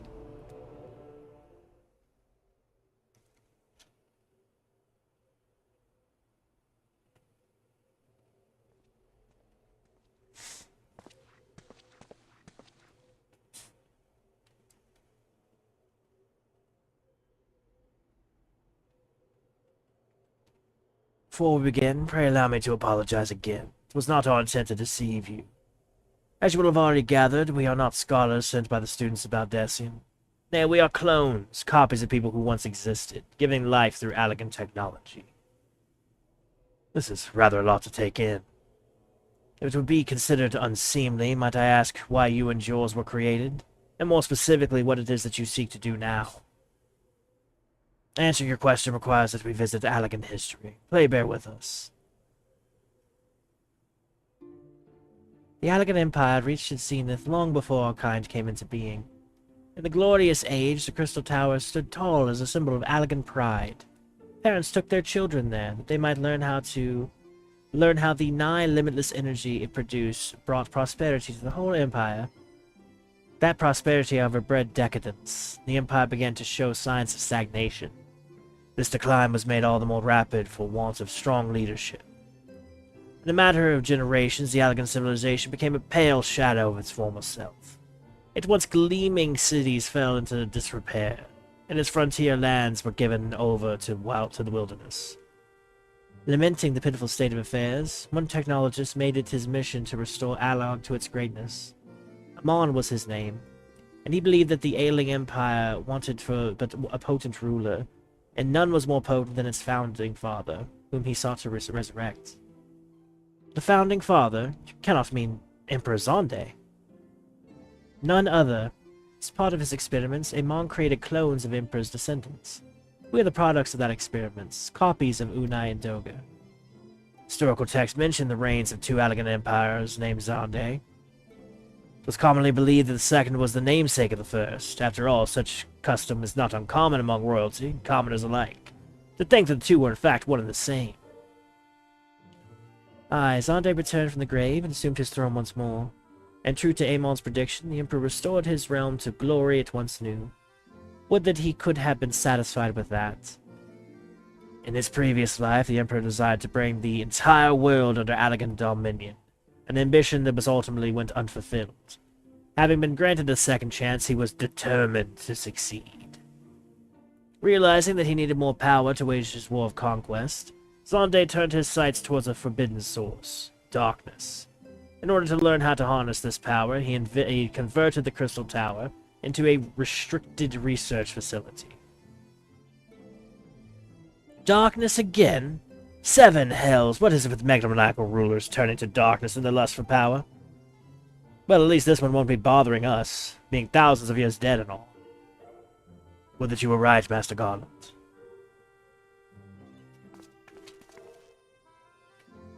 Alas, Emperor Zonde is very much alive. Within Syracuse Tower he still abides, his ambition burning all the more ardently for his empire's collapse.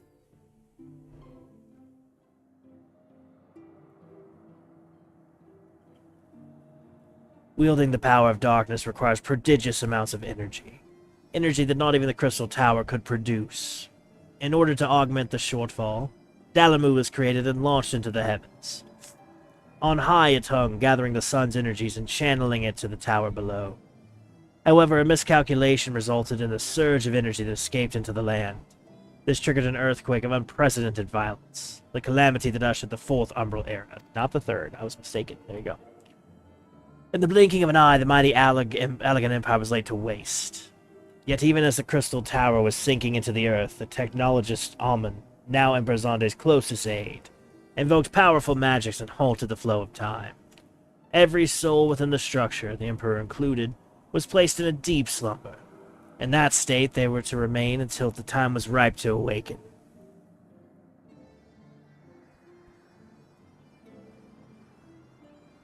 Eras came and went. After millennia lying dormant, Dalamud was summoned back to the earth. Its descent triggered the 7th Umbral Calamity, in the wake of which the Crystal Tower re-emerged. I keep switching voices for them as I'm not reading the header, sorry. At the moment, Emperor Zonde awakened. In his lust for power, the Emperor consorted with darkness and was seduced by its corrupting influence. Even though his empire is now little more than a fading memory, he will stop at nothing to see his ambition realized. He up there pouting.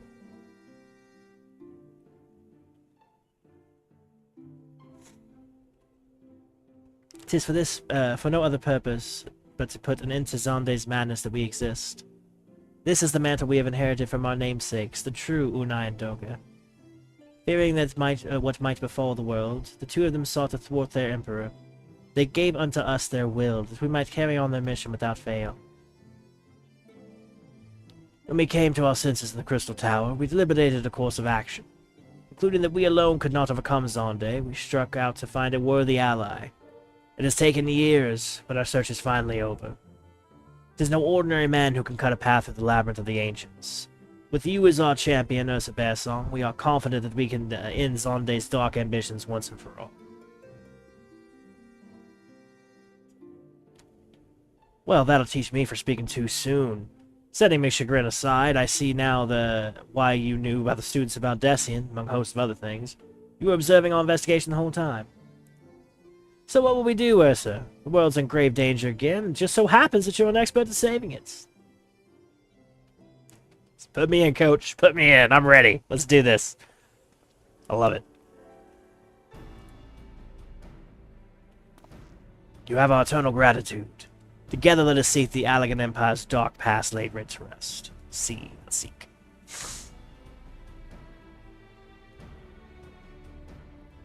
It's been our mission to recover the long-lost knowledge of the Allegan civilization. But what worth is the knowledge if it means subjecting the realm to peril? Truth be told, it pains me to think that the Tower's secrets may become lost to us, but the greater good must ever come first. Besides, no quantity of ancient relics can compare to our friends Unai and Doga. Living, breathing Allegans. Mostly. And so I hereby declare a change in Noah's objective. Henceforth, we shall direct all efforts towards sealing off Syracuse Tower. Its dark secrets must never know the light of day. So as you did for us within the Algorithm's agents, I would have you enter the structure and eliminate hostile elements. Suffice it to say, this includes Emperor Zonde himself. Probably preeminently, yes. Emperor Zonde himself. Meanwhile, the rest of us shall examine ways to isolate Syracuse Tower from the outside world. To work then.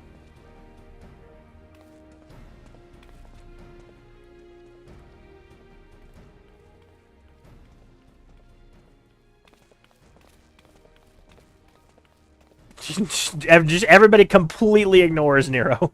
Just and then Sid trips over him.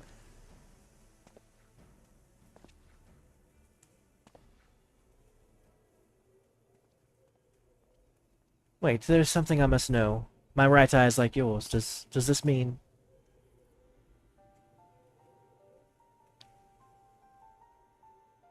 You inherited the trait from your father, you said.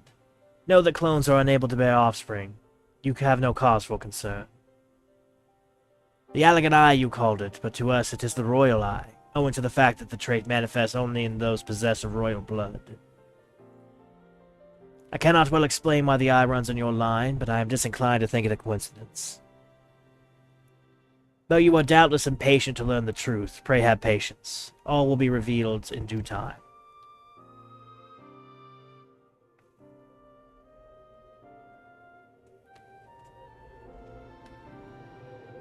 Interesting, okay.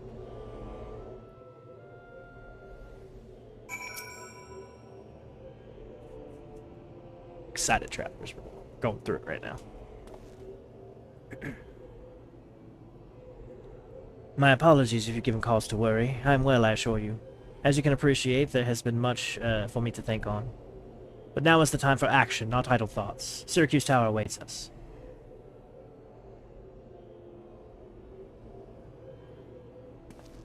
You're tasked to eliminate all hostile elements within this structure, Zonde himself included. This will afford us the chance to seal off the facility. May the crystal grant you strength.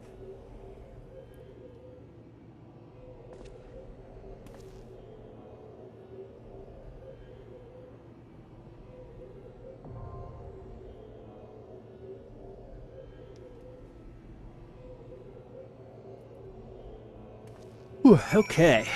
Cue up that bad boy.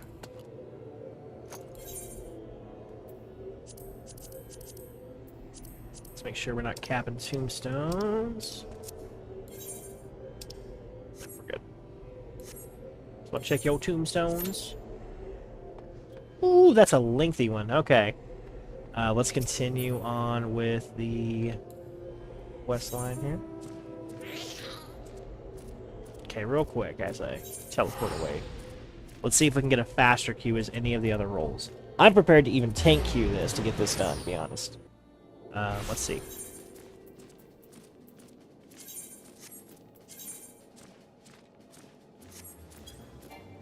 Let's see. It looks like Alliance rates healer is the current in need.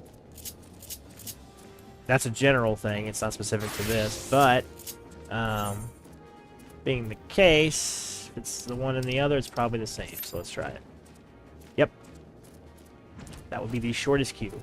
Shortest way forward, guys. Shortest way forward. Sure enough. Means I'm healing this one. That's all right. Oh, hellfire. Let's okay. So let's make sure our buttons are good though. I haven't been on White Mage in a while. Let's make sure.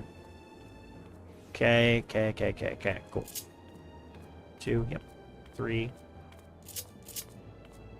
Should be fine.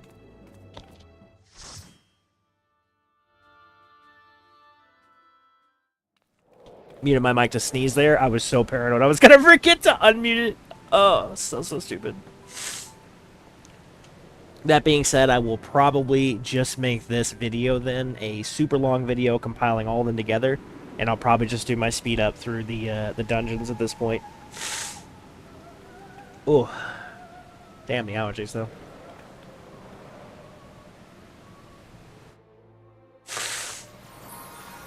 Okay, travelers. So that being said, unless you're watching the live stream, you're likely just seeing me run. Like that guy. Well, hopefully not as aimless. This time we are Alliance C.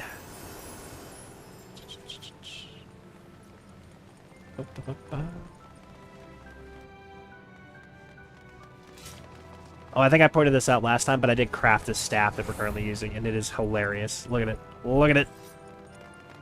His eyes open when you have him out. It, like, talks. It's so funny. I love it. And it's purely a glam. It doesn't do anything, but it's fucking hilarious. Alright, let's keep an eye on our peoples here.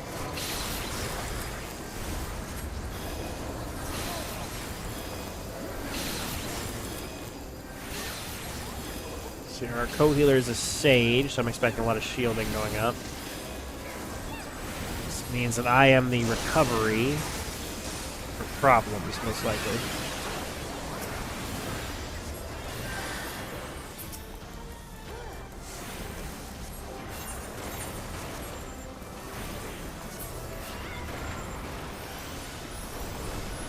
Easy peasy.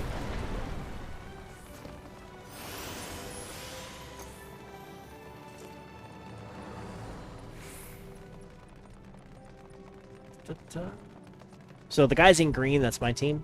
You mostly want to stick with your team, and especially as a healer, that's important, because if they're not by me, I can't heal them as effectively. So it's important that I keep all my little chickadees in line, right? If I don't have little chickadees in line, it can be hard to keep them in track. Let's eat our eggs real quick. I'm not sure what that buff is on that one guy either. I've never seen that particular one. That 1 hour buff? I don't know what that is. Which is quite uncommon for me. So this character, and again, I'm probably speaking through this in the actual edited down version, is extremely tragic. So she was a very, very preeminent Allegan scientist, one that was actually a rival of Amon himself. One of the more talented thinkers of her time, right? And one of the things that she was really interested in was, of course, immortality, because, you know, who doesn't want to be immortal, right? So she wanted to be immortal, so she could, you know, live forever. Amon twisted that wish by making her immortal and then essentially perpetually in a state of torture. She hated dogs, or hounds, specifically it says, but we'll go with dogs, right? Similar-ish. And so he cursed her by essentially sewing on, was this 7 or 8 dogs to her face? So the constant snapping and snarling on her face is just a never-ending onslaught of torture for her. And of course she can't die. Again, Allag, very fucked up. It's all the more interesting. Interesting is not exactly a great word for this, admittedly, but it's all the more interesting for who Amon is. We'll find out a little bit more later. But effectively, kind of ends up torturing himself by the knowledge of, like, who he used to be and then who he then becomes, right? He was once essentially one of the greater, kinder souls in the entire universe. And from there just became just one of the worst that sentient thought, not even humanity, but that sentient thought has ever produced. Where are all my people at? Because they are about to die. Why are they scattered to the four corners of the universe? I can't heal them if they're on the four corners of the universe.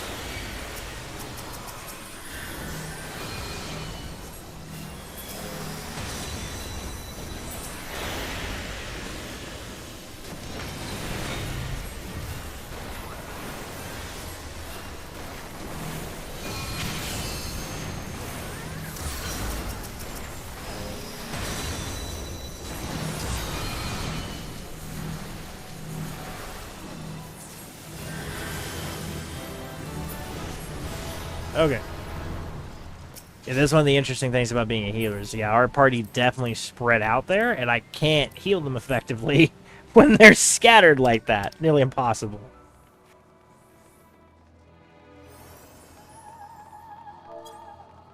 Wonder if he means now?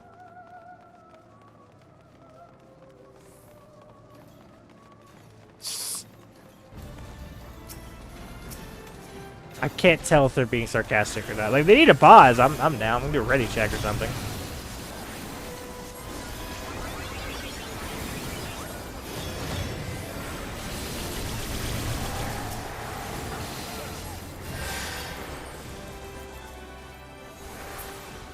So remember he mentioned Acheron.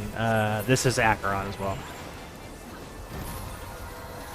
A lot of people will call him Asheron, but Acheron is one of the rivers in Hades. There's the River Styx, which is probably the most famous. I think even people who know barely anything of ancient Greek mythology know the River Styx. But the River Acheron is one of the sister rivers, I suppose, of the River Styx. It's less in the less in the lore, but still a lot going on there. A lot of Greek mythology.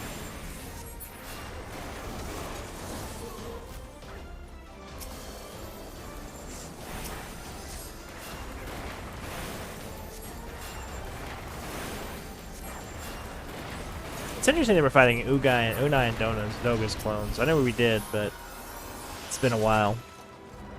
Of course, first time you come through this, I was paying so much attention, and after that, it just becomes like a I don't know. It loses a lot of its novelty, which is why I like this channel. I have to go back and re-experience these things.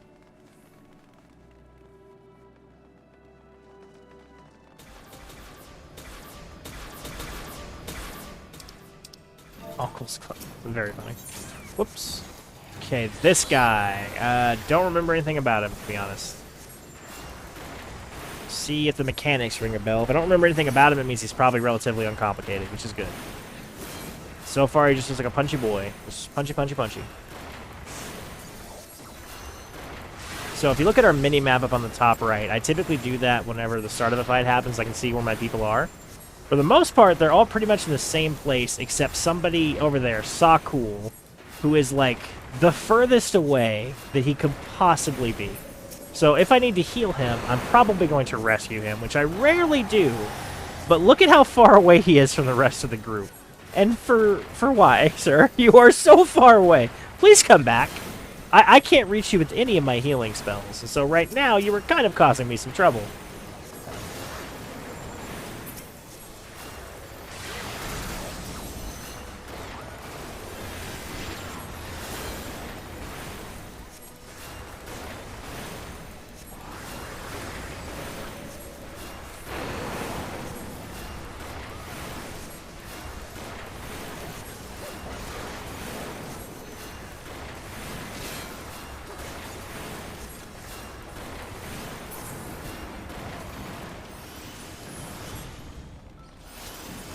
That looks a lot like Ratatan.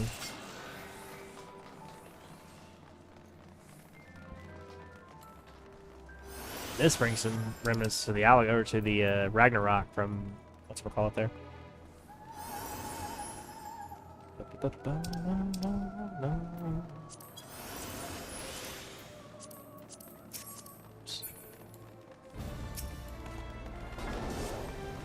All the dragons here.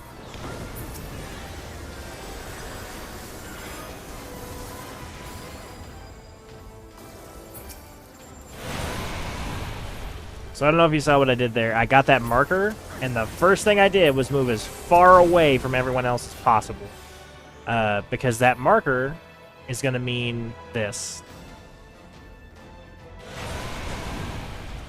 And so I can't be responsible for people who run past me, but I did deliberately set myself away from the rest of the group there. So that it would be like the best case possible for him doing the least amount of damage to the raid. Again, you can't save everybody. You're never gonna, but it's nice to do what you can.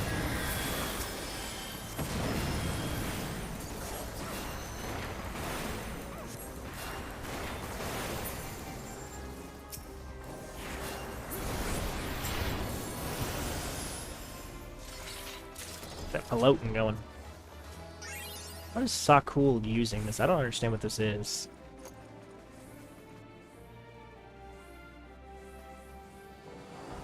There you go.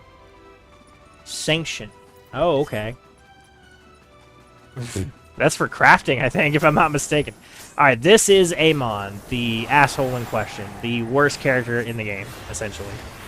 But yeah. Here he is. So this guy is responsible for untold suffering. He is a sadist of essentially legendary proportion. They don't get much worse than this guy, right? He is the worst of the worst. again, it does become unfortunate later when you consider, like, things about his character that we learn. But, yeah, certainly the worst currently.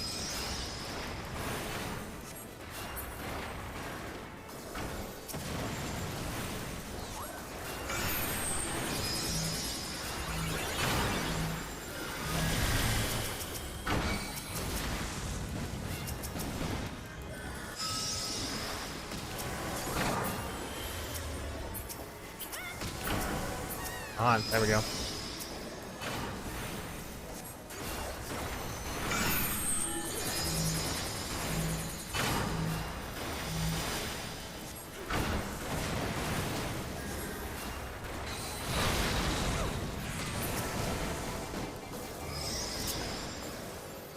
I am a frog.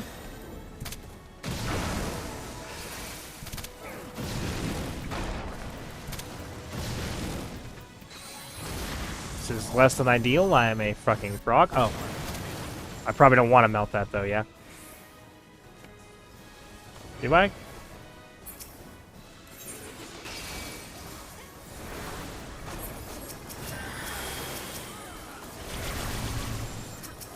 I'm dead. I'm dead now? Interesting.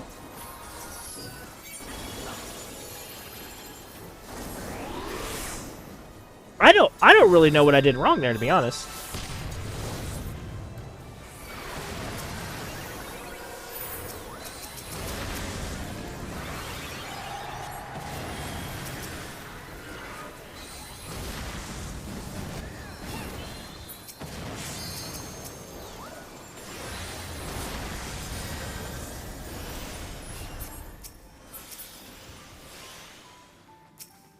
So I think as the frog, I was probably meant to, like, kill that thing, but I didn't want to... It's a new curtain call, you have to be behind one of those. And it seemed like somebody was stuck in it. I genuinely don't remember that mechanic at all. So I feel like I definitely messed that up there. I appreciate the group not, like, getting too upset about it. Me becoming a toad was certainly less than ideal for it, I'll say that. You fight valiantly, mortals, but to no avail.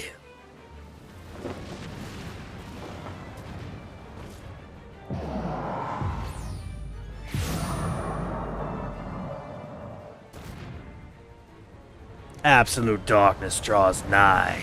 Soon it will be unleashed and all shall perish, or something that he said.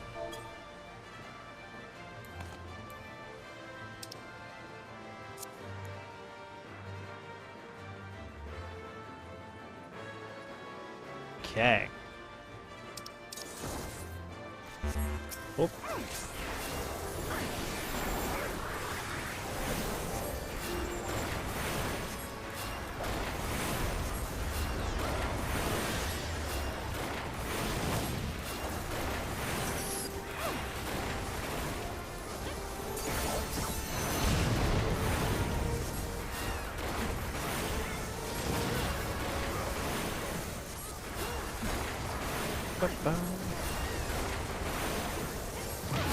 Now he has the quakes. That much I remember.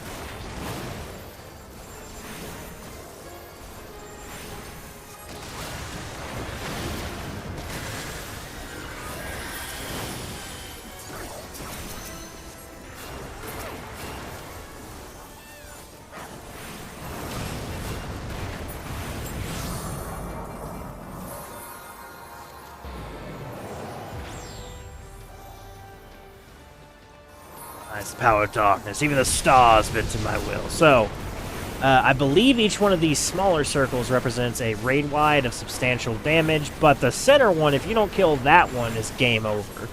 That one you have absolutely got to kill before that meteor comes coming down, or you will die.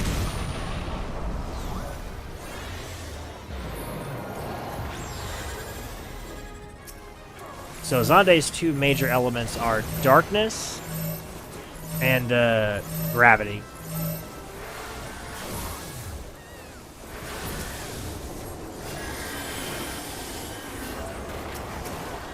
There's nobody in our... I was going to say, I wanted to grab that black mage over there, but he's not on my team, which makes that quite difficult. That would have been brutal.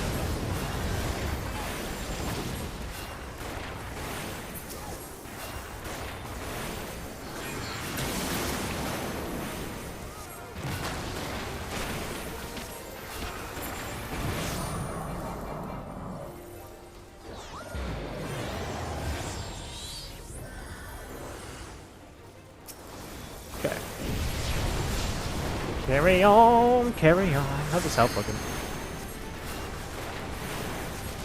He's down pretty low. Probably be able to blitz him for that next Quagga.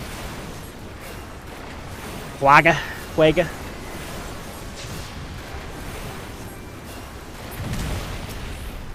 Can we get this one in time?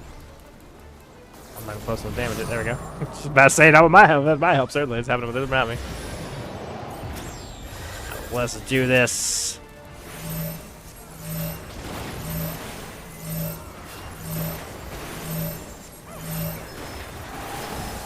Quagga.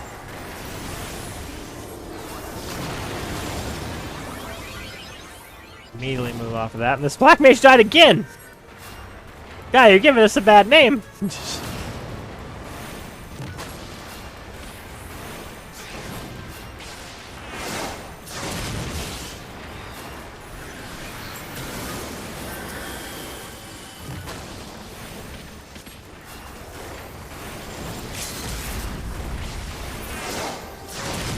Nice.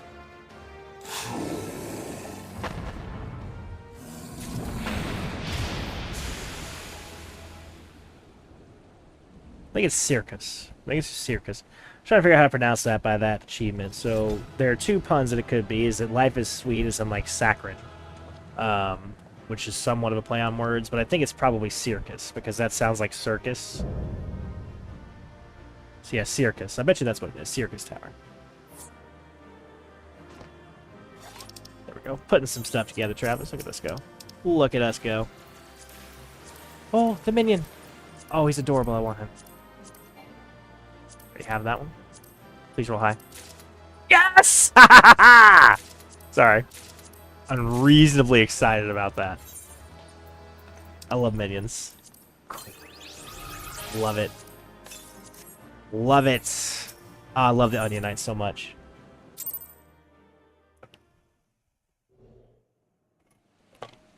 Drink my tea here.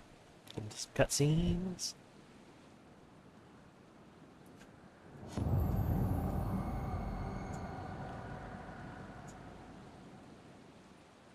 Ursa.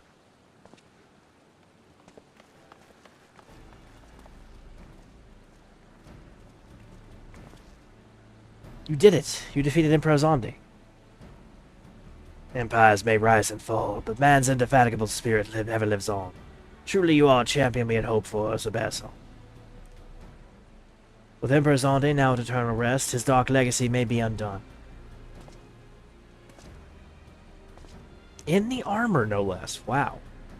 It's beat to shit, too.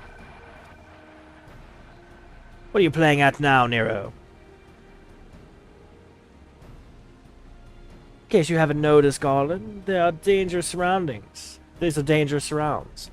Can a man be faulted for exercising due caution? At any rate, you needn't mind me. I am perfectly capable of looking after myself. Go on and finish what you came to do.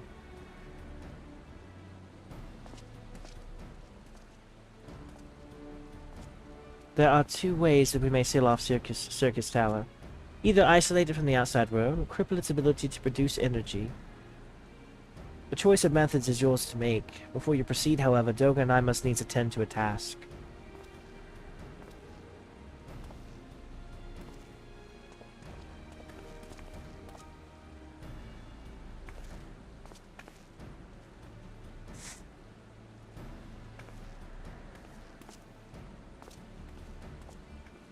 That distortion, what is it?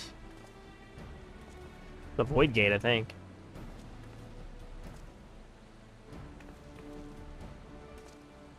The power that Zonde sought to obtain comes from the Void. The World of Darkness, our people called it. The true nature of that power was none other than the armies of Voidsent. Voidsent feed on Aether, as you may already know. No plane is richer in it than ours. In exchange for their allegiance, Zonde entered into an unholy covenant. He would open a gate through which the Voidsent could freely enter our world. The covenant, I'm afraid to say, is still in effect. However, being of the Emperor's lineage, Onai and I believe that we can annul it. By his blood, Zonde sealed his pact. By our blood, it shall be undone. It is time. Yes, Stoga. Finally, we may fulfill our purpose. And Nero's back there stumbling around. I'm so lost.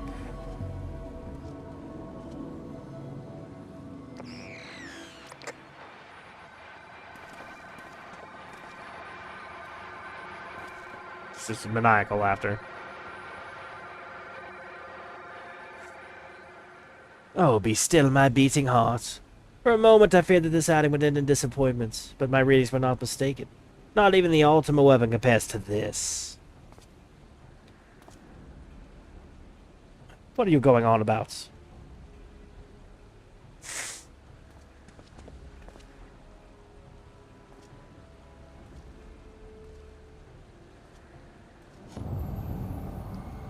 The covenant is everlasting.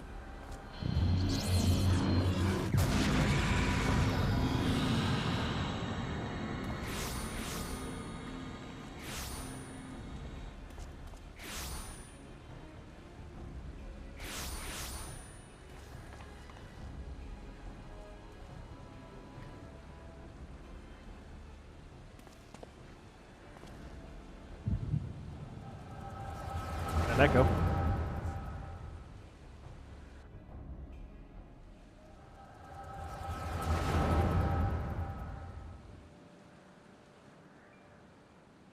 And so Mirror City is brought into the fold. Soon all the world should be united under Alakan rule. Yet with every dream that becomes reality, the memory of death grows ever more vivid. An endless void bereft of light and warmth. Though I may have defeated death, it did not leave me unscathed. Nay, its ravening claws have scoured my soul for eternity. Never shall I know peace. Beings without will, you cannot fathom my rage, my melancholy, my fear. What worth is wealth and power when all might must inevitably be consigned to nothingness? Man has nothing, he need not know the pain of loss. So let there be nothing. Harvest more power, that the gate may be thrown full open. Let the cloud of darkness come and engulf the world, devouring all life, hope, and dreams. Let all be returned to nothingness.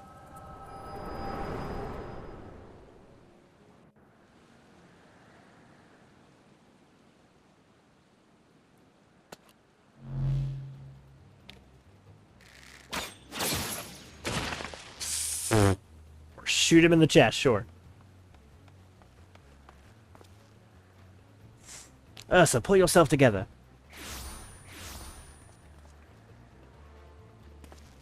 Is there no end to them? What in the seven hells is happening? Oh. Oh, not now, damn it.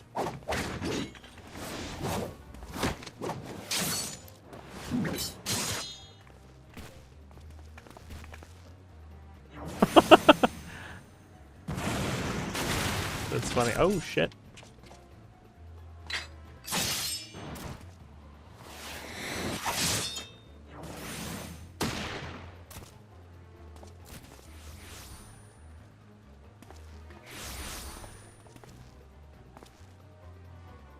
Nero, were they part of your grand plan too? Save your japes, Garland. I did not put up with your elegant face to play with worthless clones. I mean, in fairness, he didn't do this. Something controls them. A void scent. No ordinary one at that. Doga.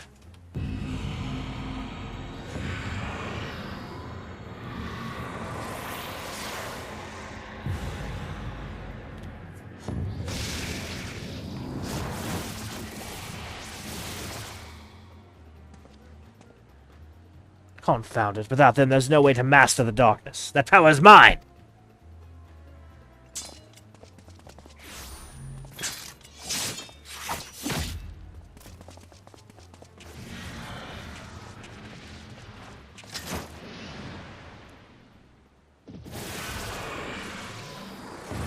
Whoop.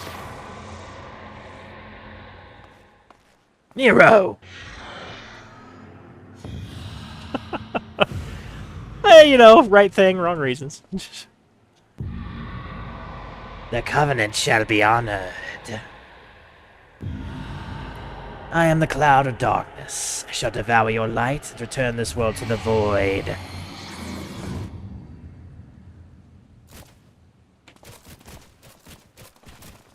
the bodies hit the floor. Let the bodies hit the...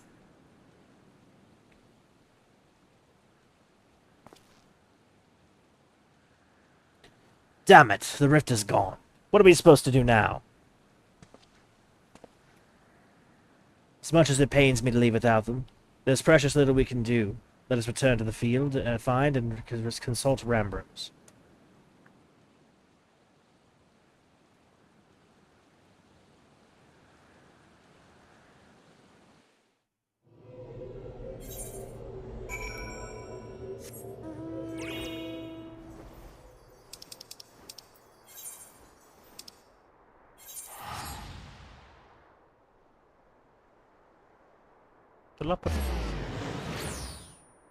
Sorry, love that minion.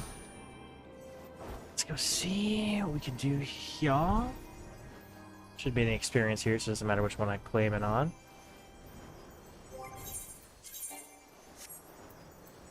Real quick while we're doing that. Look at that thing. Look at it. Love him. So stupid looking. I'm a fan of both the elegant and the like incessantly stupid. Let's look at that. Oh boy, travelers. We're making pretty good time. I think we'll, depending on how long these are, we might continue. Try to get that third one knocked out. We're so close. Oh, this happened within the tower. Gods preserve. The breath that manifested before the throne was a void gate. Of this I'm certain. There exist myriad kinds of void scent. The more powerful the being, the larger the gate must be for it to pass through. It would seem that Zonde sought to open a gate of unprecedented proportions. One that would allow this cloud of darkness entity entry into our worlds. Fortunately for all mankind, he did not succeed. I shudder to imagine what the void scent is capable of. However dreadful it may be, we cannot abandon our friends. Is there no way to save them? I'm going to lie to you, Master Garland, the situation is bleak. Though void scent can enter our world, instances of men entering the void have never been documented. It pains me to give voice to my fears, but we do not even know whether your friends are still alive. Damn it, I feel so hopeless. No, I refuse to give up. We must save Doga Nune. We share the same eye, 'tis true, but that is not what motivates me. Above all, I wish to help them fulfill their mission. A mission whose burden they have borne for thousands of years. And besides, we cannot leave matters as they are. So long as Zonde's Dark Covenant is binding, our world is in danger. It is our duty to prevent the worst from coming to pass. Graha, ever since meeting Ona and Doga, you have not been quite yourself. Tell me true, is it all well with your eye? Honestly, I cannot say. I know only that there is a memory that I must recall. As a child, my father told me the truth of the eye rests with Alok. The answer eludes me still, but one day I will find it. I am with Graha.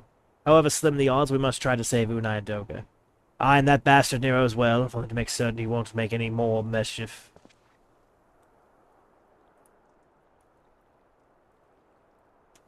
You have the right of it. Though we have known them but briefly, Doga and Unai are our comrades. We cannot fail them.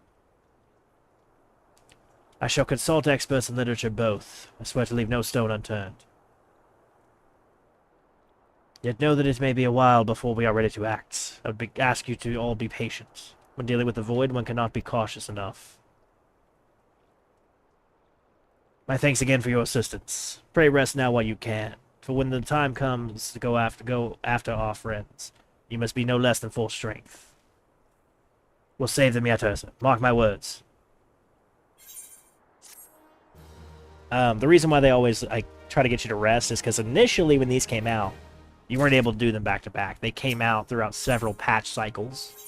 So it's just like, hey, give you a, you know, canon reason why you're taking a breather. So.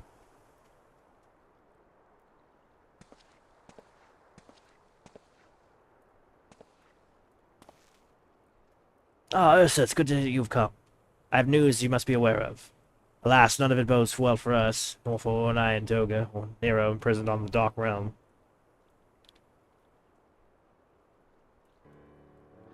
Think back upon our last foray into Circer's Tower, if you will. The calamity stirred the place from its long slumber and woke Emperor Zonde. But you, Ursa, you ensured he was laid to rest permanently. Yet the Emperor had sealed a binding covenant with the terrible void sent known as the Cloud of Darkness. Even as Dogan and I labored to annul the contract, the entity reached through the rift and dragged the pair of them, and Nero, out of our realm. Since that day, Noah has devoted itself to rescuing Une, Doga, and Nero from beyond the rift. Our research, however, has exposed a far more dire problem. The Crystal Tower still acts upon Emperor Zonde's orders, collects energy to open another void gate as we speak. Indeed, the place nigh hums with energy. We have done all we can to stop the Imperial Edict, but to no avail. Just as the gate would be open only for Unai and Doga, so too will the tower heed only those with the royal blood of Alog. It is a most galling design. Granted, this was not always so vexatious. According to the Allagan tombstones Nero presented to us, during the golden age of Alag, the royalty had some means of bestowing their blood upon others.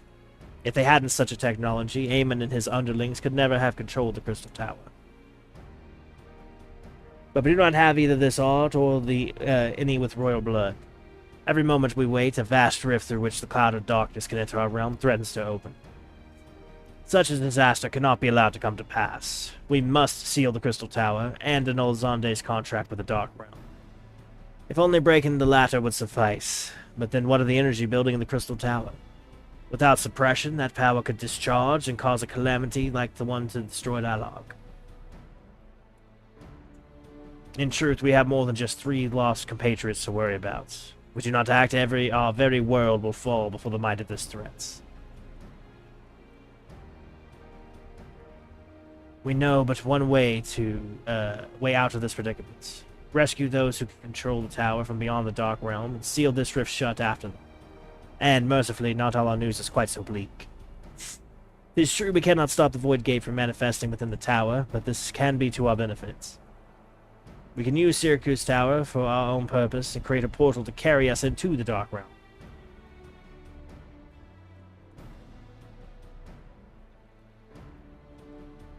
We have heard that it is possible from a man in the Thaumaturgist Guild well versed in otherworldly matters. And with Master Garland working to create said portal, the final preparations are well underway. Oh, and here comes the man himself.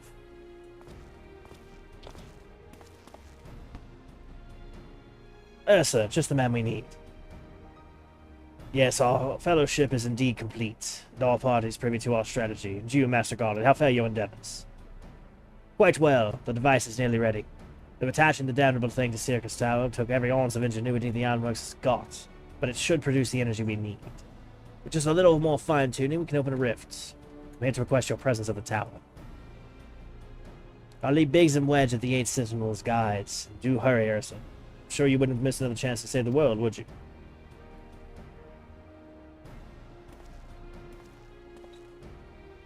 Well, Sid certainly seems to have a firm hand on the helm.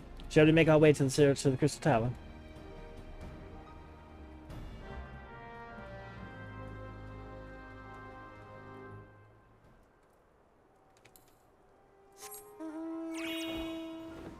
Whew, okay. Make it. Ooh, all the wrong way. It's about to start the 2.2? Yeah, 2.2 patch content. We're not ready for that. We've done 2.1. You have to do 2.2, so we'll carry on with that here in a bit. By a bit, I mean a different stream than this, because kind of pushing it timing-wise just to do this third one. I probably should just call it, but really like to finish this today. Number one, I'm excited to do it. That's always going to take priority largely, because, you know, you want to be having fun with what you're doing. And I feel like if I were doing something boring that I just genuinely didn't care about, it would not necessarily be a good experience for you either, so. Carry on, carry on. Spin around, sorry.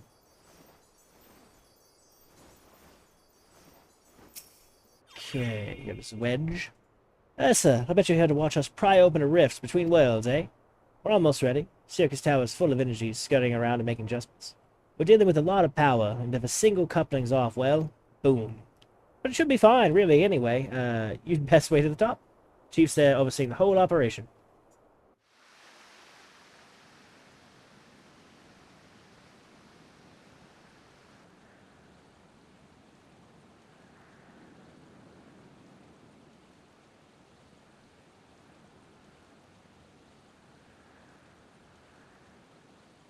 So since this St. Koinak a monastic research group, I didn't realize that until just now. They're in monastic-looking garb. I mean, it could be just regular potato sacks, but...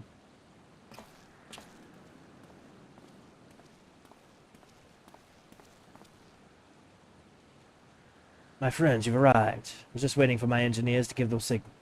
Then we'll see if we can't open the gateway to another world. Is there something amiss, Graham? Ah, Emperor Zonde's throne. How the mighty have fallen, eh? Once it stood as a symbol of Arlog's art and power. Now it's nothing more than an empty chair. Just imagine if the elegant civilization had lived on. The just emperor still sat on the throne. How different would our history be? How much further would we have advanced? Fortunately, there was no stopping Zonde in his ambition. There were those who tried. Zonde's war of dominion left no one unscathed. Unable to abide the horrors inflicted upon the people, warriors young and brave took up the sword against Alag.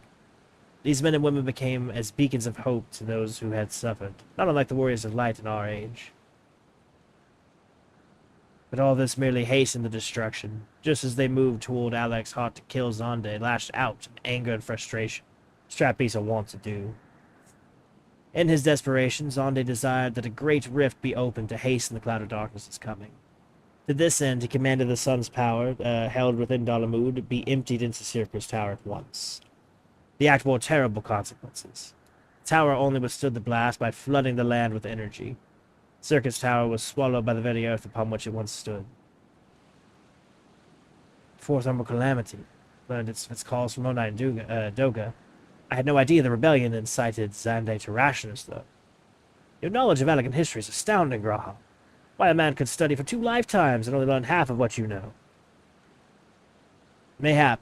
It is strange, though. I cannot seem to remember where I learned such things. I think he's having something similar to the Echo, but specifically for Alag. Yes? Ah, Biggs, are you ready? Ready and raring to open up the Void Gate, Chief. We reckon when this machine's up and running, we should be able to float 5 airships the size of the Argeus. So just give us the word, and we'll start channeling energy into the tower. Agrius. The Agrius was enormous, by the way. Good, let's get started. The Agrius was the giant warship that Megaret's armor took down. It's just unbelievably huge. The preparations are complete. Everyone, step away from the throne.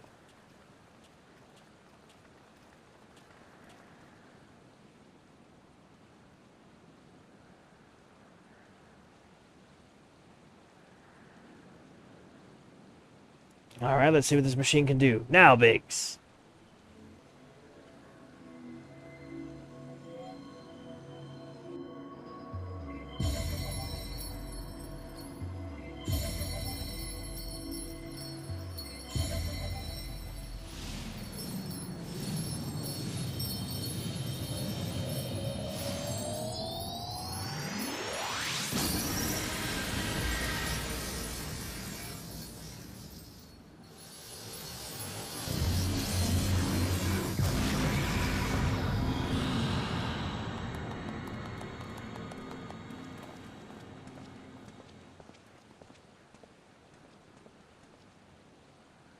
Ah, rift to the world of darkness, as Unai called it. Splendid work, Master God. We can't break out the mead just yet. That part's still ahead. Broken into the dark realm, but the gate's not all that stable. I won't stay open forever, and only a few can use it. I, for one, will remain here to ensure the Void Gate stays open. As for the sons of St. Koinak, this is our sole path to salvation. If it closes, we are all truly lost. Which leaves Ursa, my friend. There's a heavy burden I must task you with, but there are none more able. Pray lead the adventurers beyond the rifts. You do not know what awaits you, save the cloud of darkness and our 3 comrades. But you must go, for the fate of our world now rests upon your shoulders.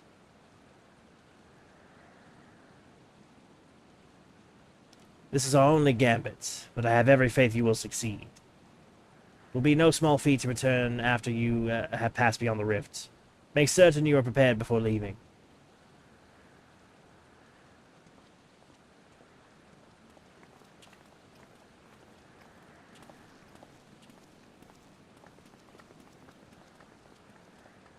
I'd like to have a moment of your time, Ursa. There's a matter of import we must discuss ere you leave.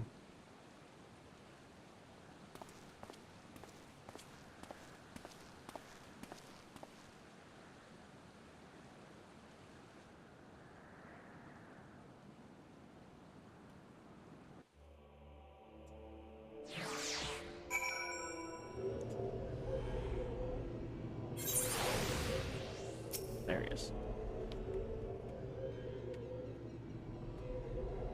Yes, I wish to speak to you about my eye. As you are no doubt aware, it's a trait only seen among Allegan royalty. Long I have pondered why such is my inheritance. Sanguine hue must have some bearing upon my destiny. This much Doga himself admitted, but what? Truth, the more I learn of the Crystal Tower, the less I am myself. Somehow meeting those two clones have wrought great changes in me. I am consumed with remembering something ancient, but ever so important. My father's words echo in my mind. The self-named one his father told him. The truth of our eye rests with Allag. Mayhap what I wish to remember, and those words are related. Mayhap not. But I know I must learn the truth that history hides from me. I would see this journey, our journey, through to the very end with mine own two eyes. So I implore you, allow me to join you beyond the rift. Sold. You have my thanks, my friend. Now let us venture to the world of darkness to save our comrades and our realm.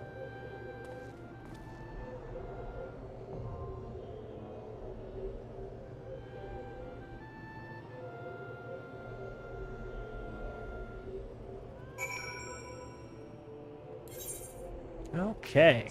World of Darkness. Let's see what we got here. 5-minute queue, quite short. Excellent, excellent. And after this, we'll have some cutscenes to wrap up. So we should be able to get away with like a 3.5-hour stream, 3 hour 45 minutes. Yeah, that's not terrible. Could do a lot worse than that for timing. A little bit longer than expected, but it's not terrible. Okay, just gonna read this guy out entirely again because I got cut off before. Seen more and more visitors to this godforsaken place lately. Most of them battle-hardened types seeking a worthy test of their mettle. I trusted I might count you among them. Look, you didn't hear this from me, but word has it that Copperbell mines are looking to not unlike the 8th hell in recent days. Stone Torches would have us believe that they have matters under control, but a minor acquaintance of mine would beg to differ. He says the Torches have proven far more adept at quelling rumors than hecatoncheires, if you catch my drift. Why do I betray this knowledge to you? I fear for my friend's life, and mine own as well, should those hulking monstrosities break free from the surface. The challenge you seek, what say you accidentally find your way to Copperbell and proffer your services? He's a gossip, this guy.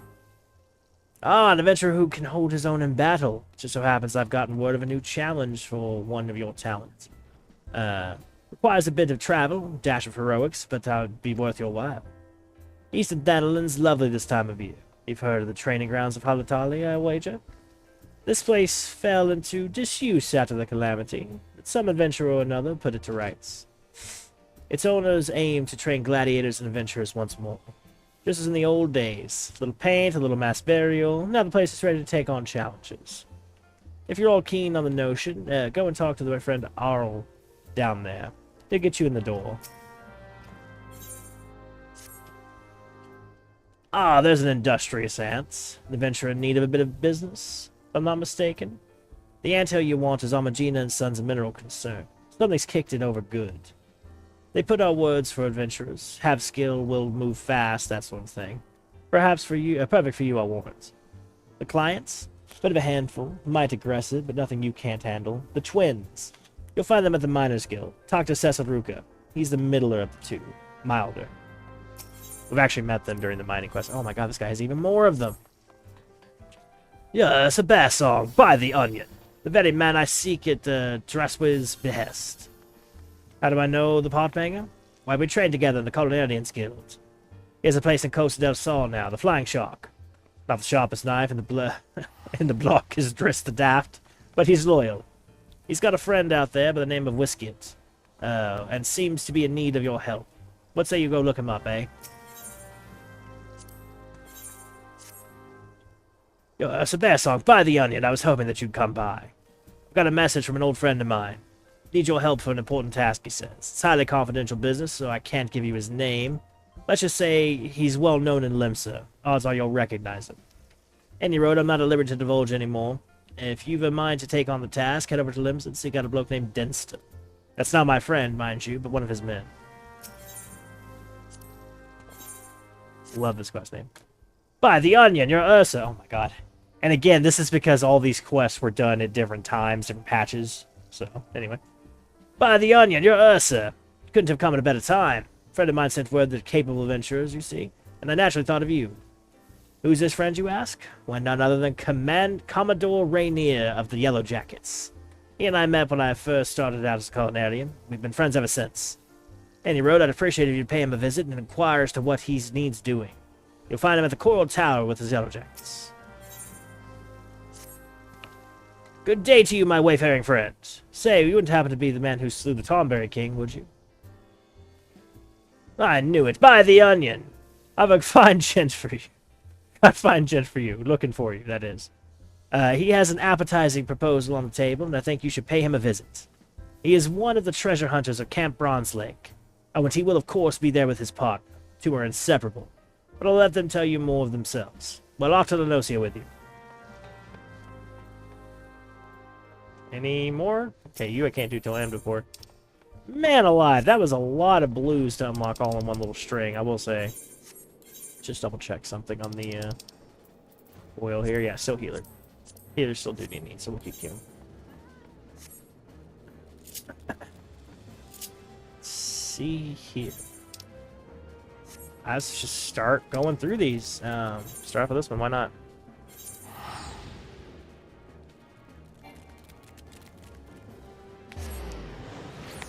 Ow.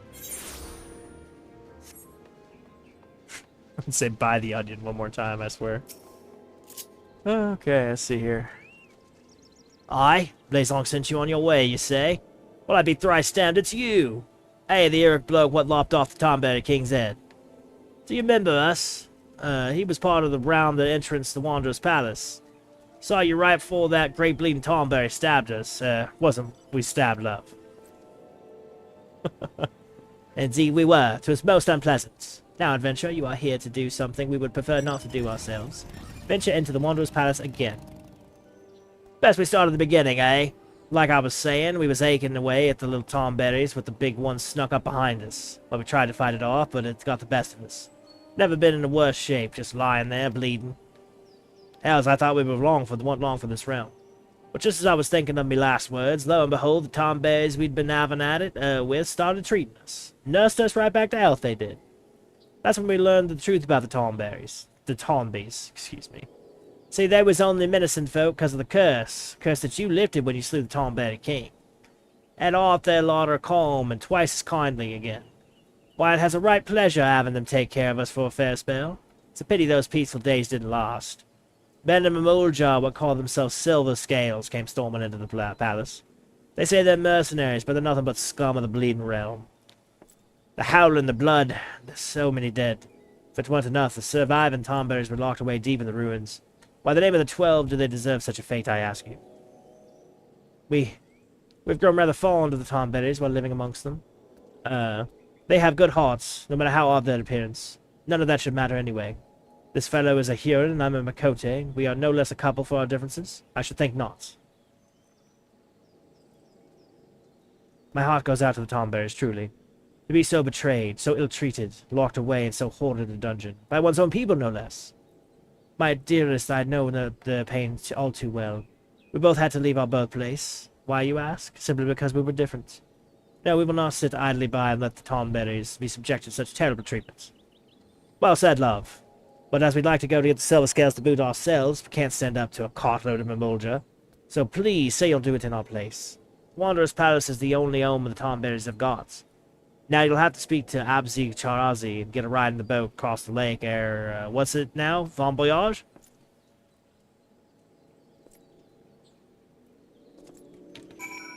It's actually really sweet. The Tomberries are fascinating. We talked about it when we did the first part of Wanderer's Palace. This is a bit of an oversimplification to just say, oh, well, the king was the reason. That wasn't technically the case. The king was the holder of the curse, and he was certainly not the, like, propagator of it. It was not by his choice. Come on that treasure hunter's errand, have ye? Well, I'll take you across the lake, but be warned. The power you're making for is held by the silver scales. That leads the most fearsome of the lots. Now, the Tomberries aren't friends of mine, but even I think the way the Momolja have imprisoned them was wrong. Capture them, then turn them into thralls. Go and give those Selthords with hell.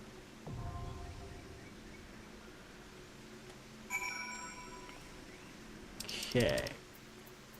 Not easy being green. That's cute. Alright, this definitely limps the Linsa, Colster Del Sol. Next.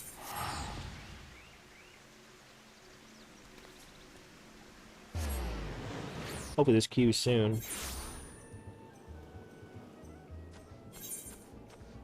Is it just leaves? Yeah, leaves.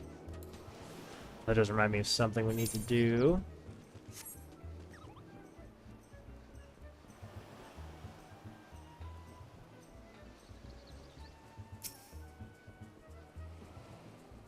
That's a bear song. Shall have to thank Driswitz, for he was good as his word. He promised he'd find you. I'm lucky to have such friends. What can I say? The company of heroes, you keep good company. Ha ha! But that's what I need your help with. Sure you remember Brayflox? A bit of trouble she is. As the captain of the guard here, I can hardly go charging off to her rescue. Yet should I forsake a friend? Never. And so I thought of you, Ursa. Truly your timing is fortuitous, and your fortitude unmatched. Is there any who can help our mutual Gobby friend? It is you. Now off you go, then, to Brayflox Longstop.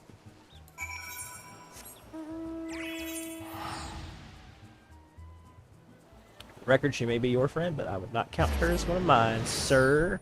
Good day. Now we'll help her, but...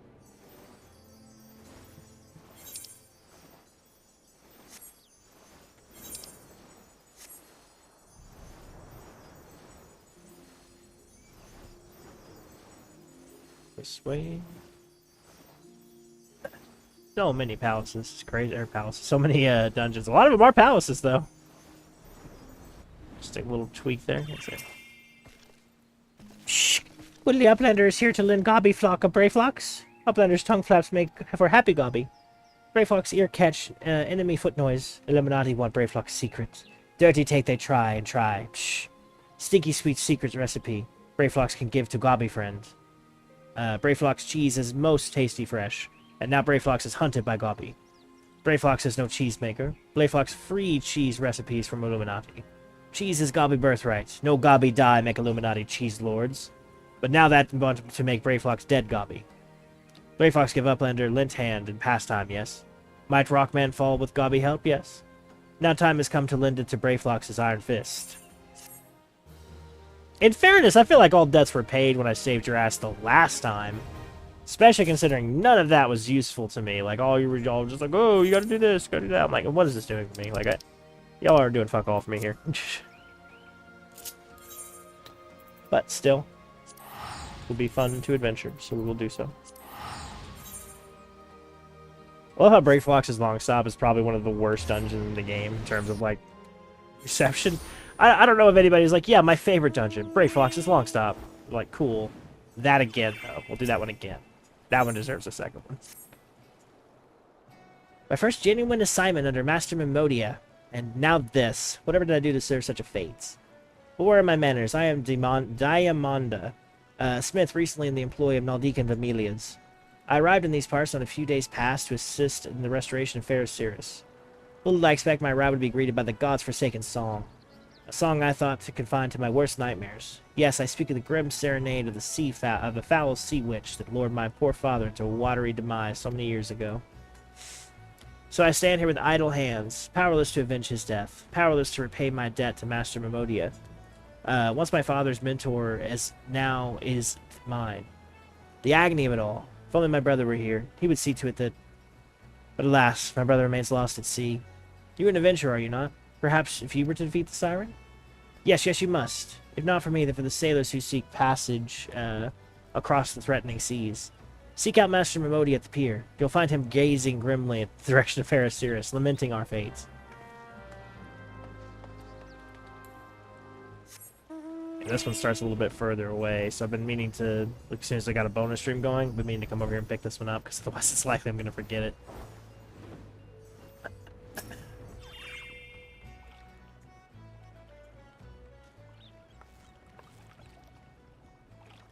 Oh, another Nishid, are you? No, huh?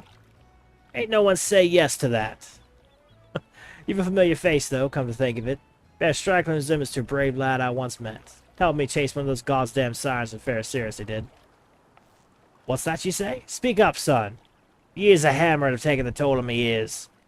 Any road, you may not be half the hitter your predecessor was, but you know that saying any port in a storm. Aye, that's right. Damned if I can tell you why, but there's a hell's-born hussy is back. And she's running roughshod on the place with the crew of her song. Snared flunkies. Me and Diamondo, we've naught to do but sit on our arses till someone cleans the palace out. Look, this is more than a reclamation project to me and alas. The scurvy witch killed her father, one of my prize students. Swore a vow to myself to do his name proud on the restoring the beacon. But these hands were made for hammering, not scuffing with sirens. What say ye in your fellow forebears' footsteps and fight this one for old Memodia? I'll send word to David, the guard of the lighthouse. He'll tell you all you need to know. So we could go flying all the way over there, or I could just do this. And thank you. Bing, bang, boom. There you go. Present at the island. Okay, what's going on with this, though? This is taking a while. Not a lot of I say not a lot of healers queuing, but there we go. That'll work out perfectly. We can go ahead and claim all these remaining quests because there's a lot of them.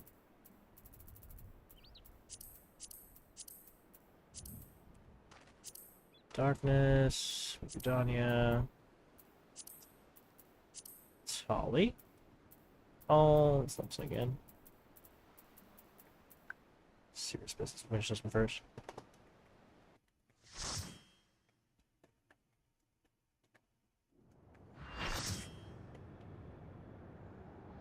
That's pretty.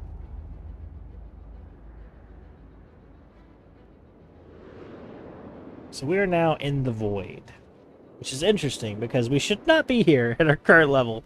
It's a really bad idea, but you know what? We're gonna do it. Spoiler alert, we'll do it again at level 100, twice the level we are now, and still strong. But for now, let's do this.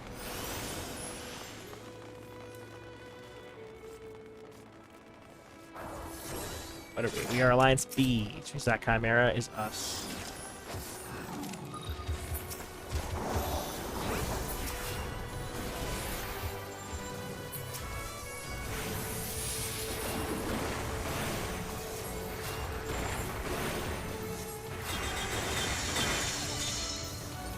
Oh, I appear to be frozen solid. Not great. Not great at all. Don't love it. Don't love it. 2 more seconds. Might die. Yep, dead.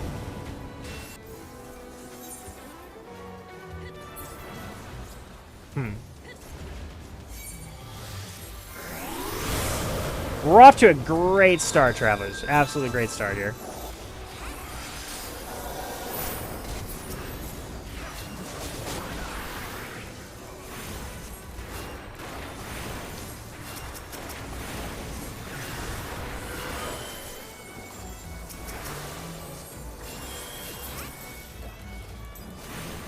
I'm not entirely sure what happened there, to be honest. I got frozen solid, then immediately just got, like, disintegrated.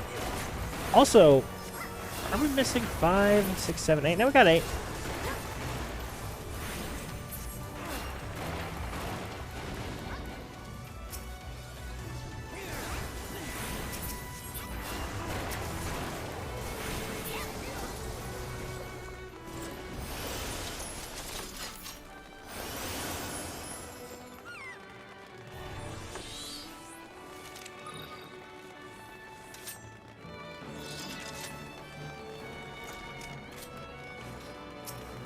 Wow, that's cool looking.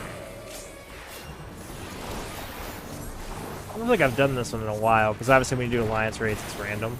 I think this is the one that makes the Doom floor happen. If I'm not mistaken. Yeah, kind of. Okay, so we don't have a color yet. Now we're in the red now.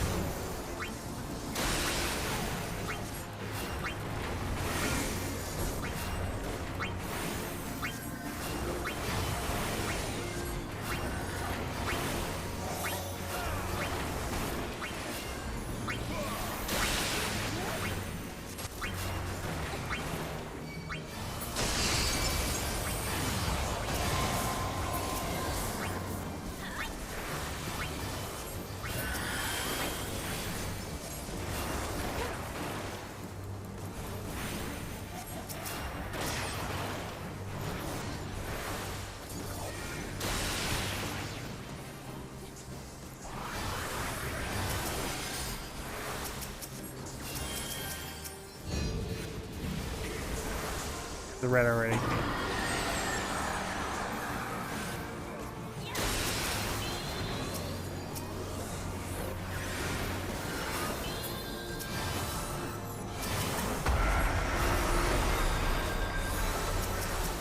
It's a rough fight.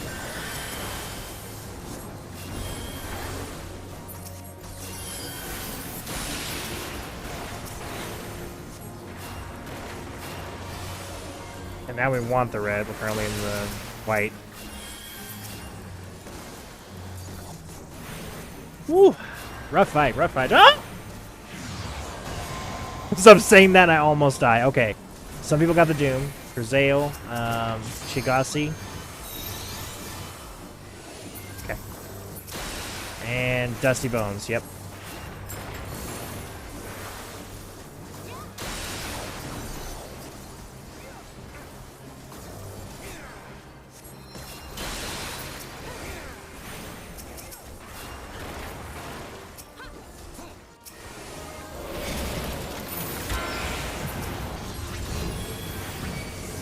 I want the red this time.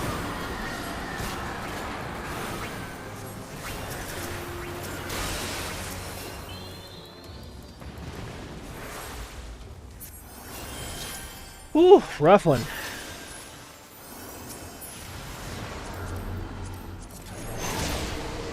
That one has mechanics. Like, a lot of times with the older content like this, you can largely ignore mechanics.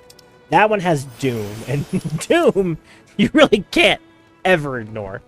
Doom is pretty much just doesn't matter what level you are, just die. That's all. There's no like damage check, like, oh, maybe I can involt. No, Doom is just dead. That is all Doom is.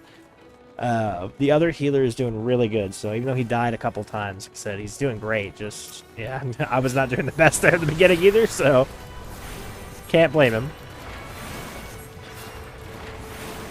Okay, so this is Queen Scylla, so presumably this is after Scylla got banished from the other raid she got put here. Is either this is her clone, or she is now essentially a Void Scent equivalent, or analog.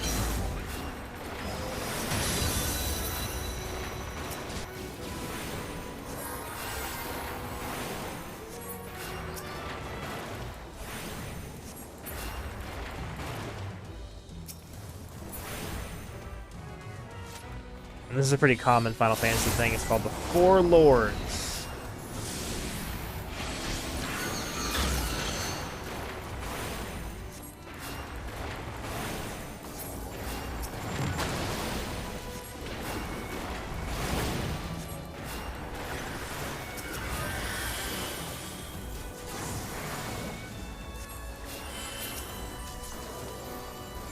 Targeting, not our tank.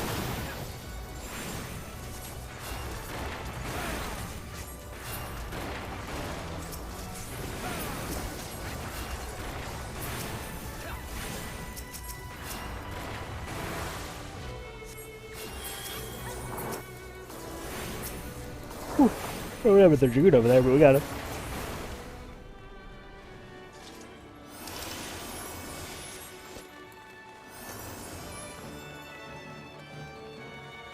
So we got Scylla. Now we have Tiamat. Oh. Guess we're pulling. I didn't realize we were pulling, but we're pulling. It's like half our people are gone, but...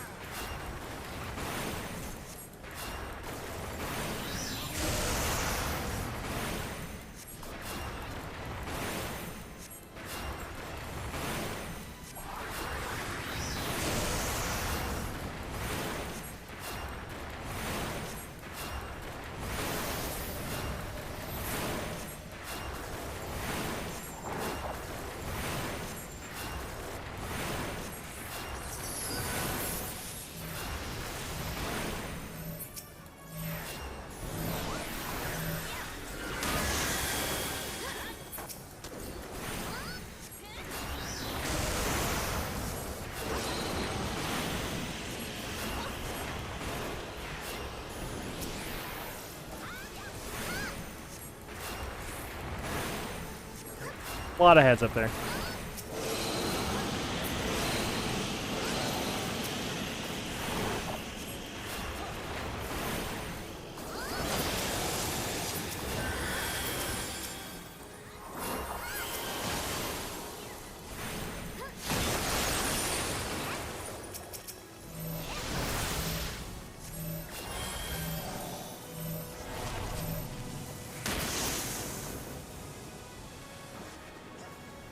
That was about to be very bad if I was frozen for that full 11 seconds. That would have been just goner.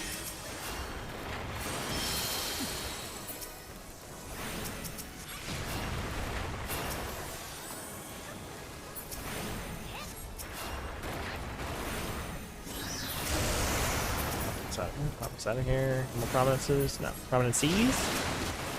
Ooh, let's get him some heals.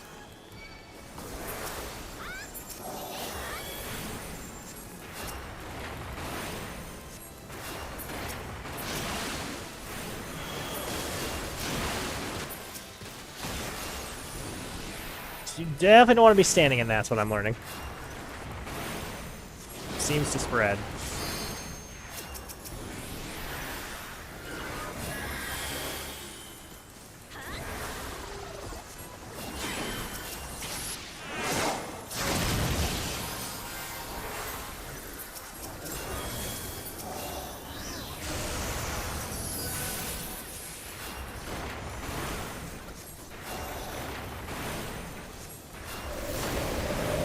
Don't be there.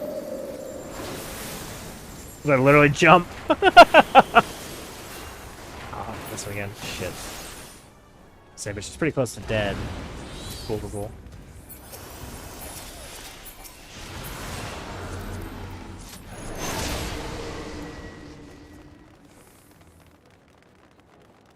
Did somebody just jump off and die?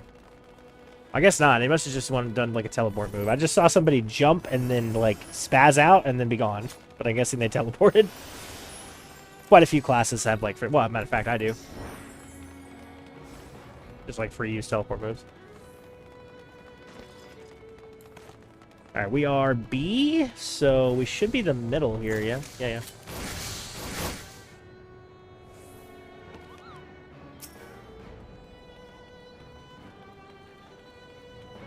Need our tank over here.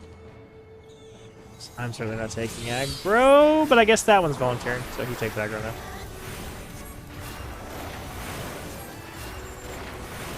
Please face the, yeah, let's say please face him any other way. Oh, Edmund, move, move.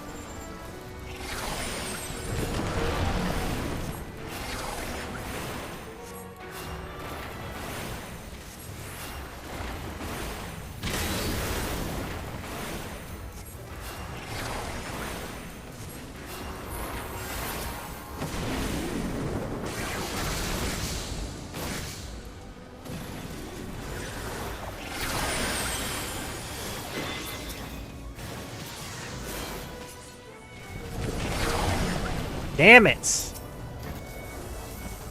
So disappointing. It's like the dancer just essentially drug me in there. I couldn't get away from her. Okay, somebody needs to turn on that button or we can't get back up. Which means that they're not going to have very much healing. Now they have no healing. There we go. Yeah, good job, good job. Good recovery. But yeah, whenever you have that marker, generally, like, don't run at friends. If it's not a stack marker, take it away. Not always going to guarantee you success, but generally better. We're Team B. I'm pretty sure B is belly.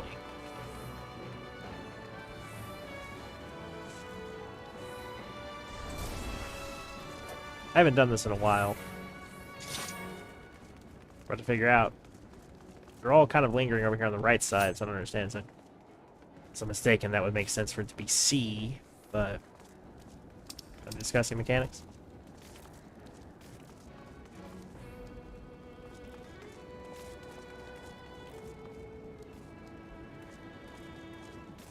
Typically the arrangement, yeah.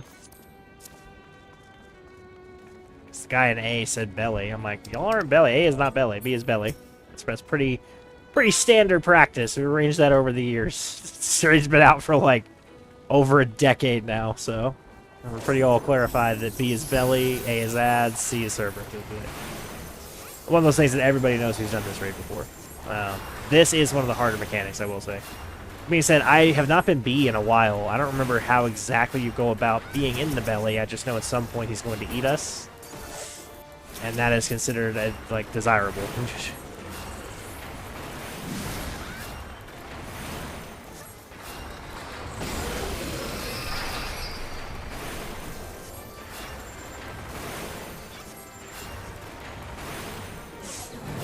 I think there's a mechanic where we have to make ourselves small, and then he, like, sucks us in. So that's how that works.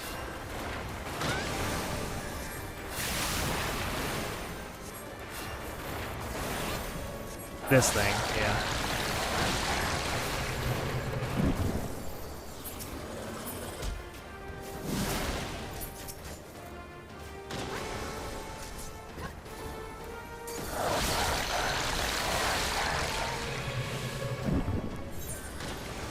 That was just death.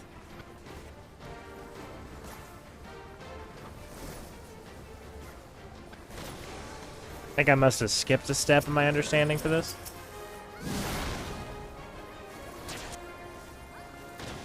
Somebody ended up in the belly.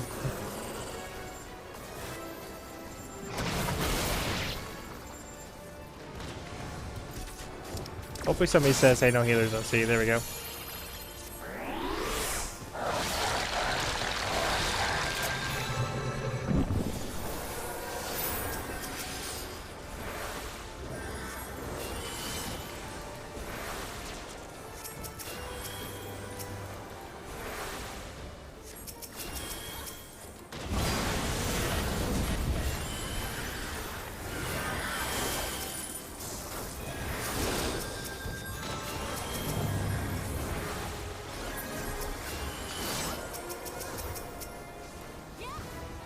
I don't have enough mana to fucking heal. Oh, we've lost somebody. Wasn't the healer.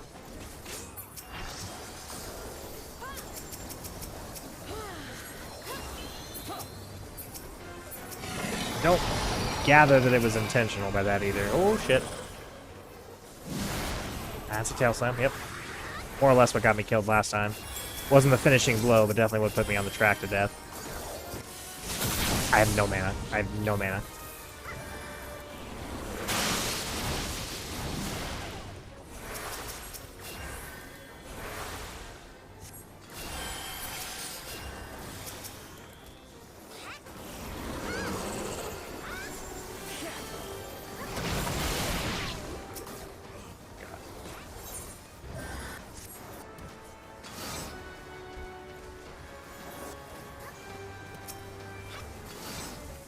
And I just used my lucid dreaming. Ooh, at least he's almost dead. That's a rough one.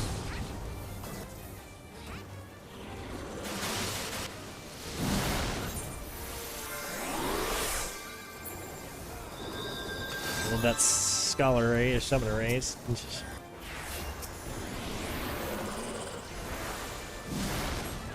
So first priority, always, as a healer, is to heal yourself. Because if you are dead, so is everybody else.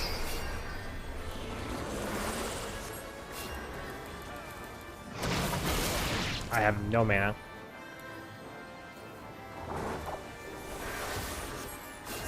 Barely a pure ones right now.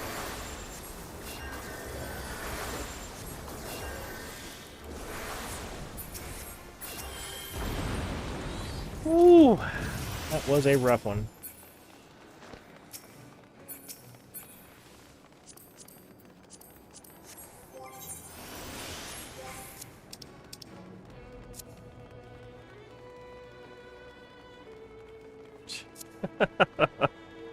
That's a cute little raise macro right there. Oh shit.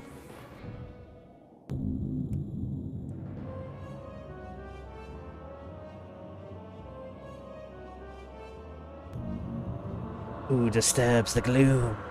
Ah, mortals from the realm of light. You stumbled in without purpose. I am the cloud of darkness. What I do not smother, I devour. What I cannot devour, I destroy. The covenant is everlasting. All mortals before the flood of darkness will sink lifeless into the void.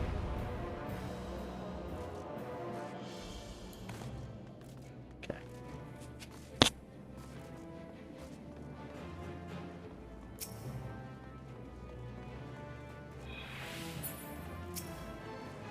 Okay. Like let it be. Yeah, really appreciate that they wait. Although, honestly, I appreciate that they wait, but also when you're a healer, they probably should, because one less healer, typically not a great thing to have. You typically want as many of them as you can get.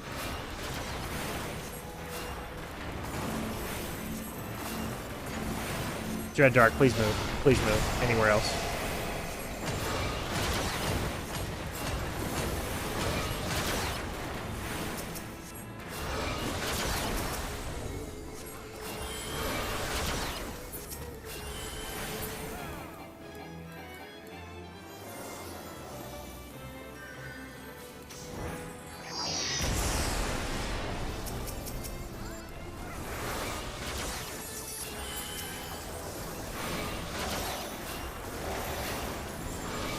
Oh, he's got a lot of damage on him. Let's heal him up real quick.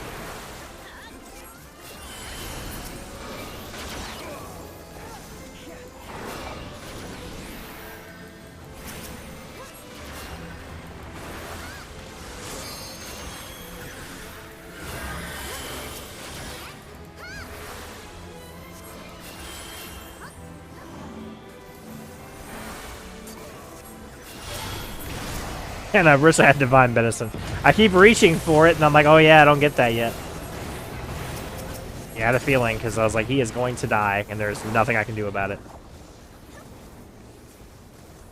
that going to hit me? Not likely.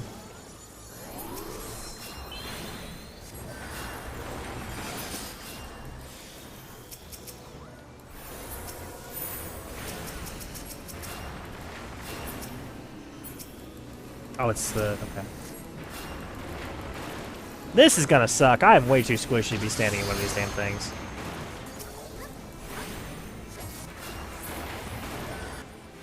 We'll say, very engaging fight as a healer, even still, because, like, it's not difficult content, but it is the type of content that if you make a mistake, it will punish you severely.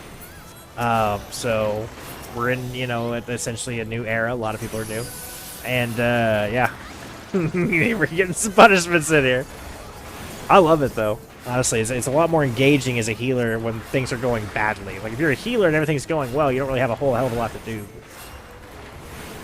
This might be our first time on the channel to witness an LB3 as well, which is extremely exciting. Oh, we did an LB2, you monster! Ah, we could have seen an LB3. They're so much cooler. Damn him.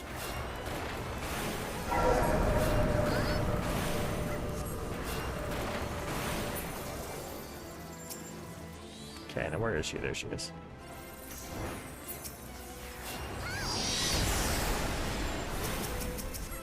See how many of ours got hit by that? More than I'd like.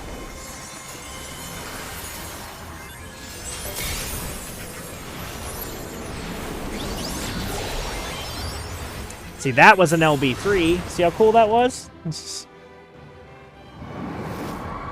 But that is it, Travelers. The final boss of the Crystal Tower Raid series.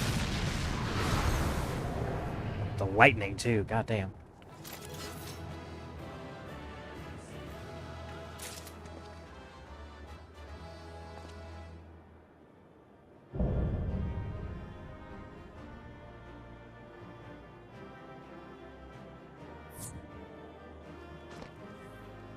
Okay. Player comm, we're gonna give that to the tank for hanging in there. Did a lot of self-sustain. And it gave us the exercise the red sheep. Okay. Okay. Okay. Okay. And and high roll. Yes! Ooh, that's exciting. Okay. We've been very lucky today, Travelers. Very lucky. Didn't need a Cloud of Darkness card, though, which is unusual. They're not rare. But that's exciting. I guess we're just waiting on people to bid. Bid on some of the stuff, just on all of it.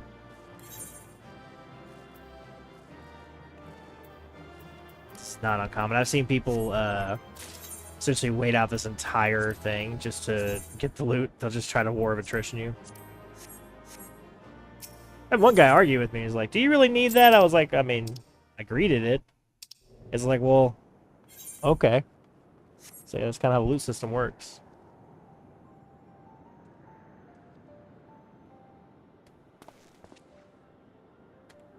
Where in the seven hells are they? Without them to stem the energy in the tower, or defeat of the cloud aids cause little.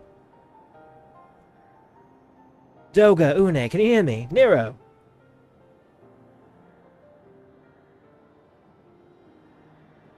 Must you be so infernally loud? Why are you so keen to attract more void sense?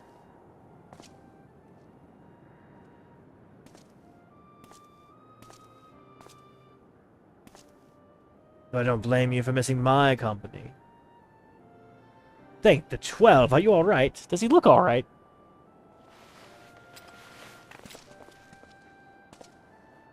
As alright as can be expected, Une has simply passed out.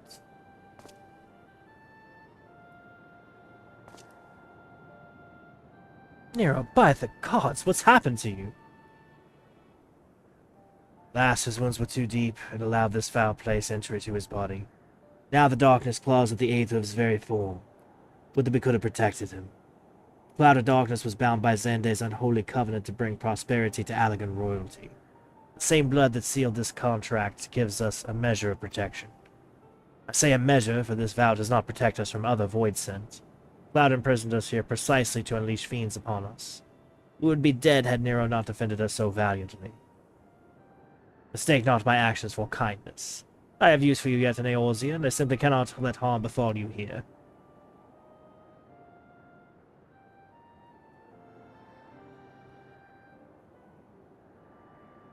Where?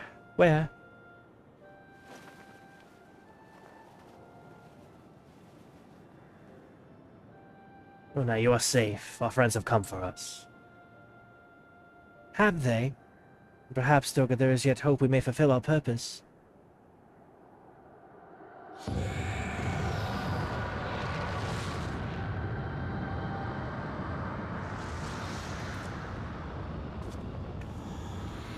Mortals, you have dared to challenge me. Now you must feel my wrath.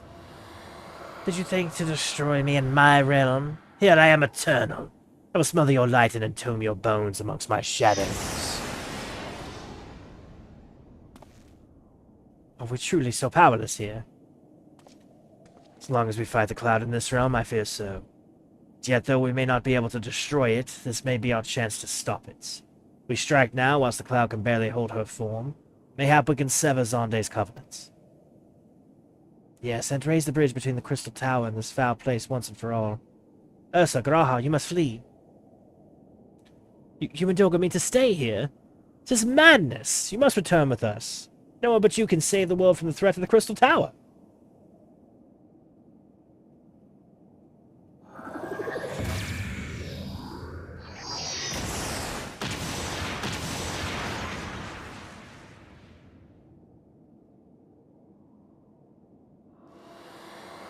What is this trickery?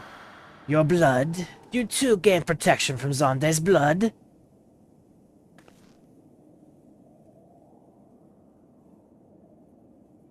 Gratia, you are possessed of royal blood. That is why the royal eye runs in your line. It is a gift you have inherited, Graha. You have been granted authority over the Crystal Tower. I had thought the time would consume all of Alog that was.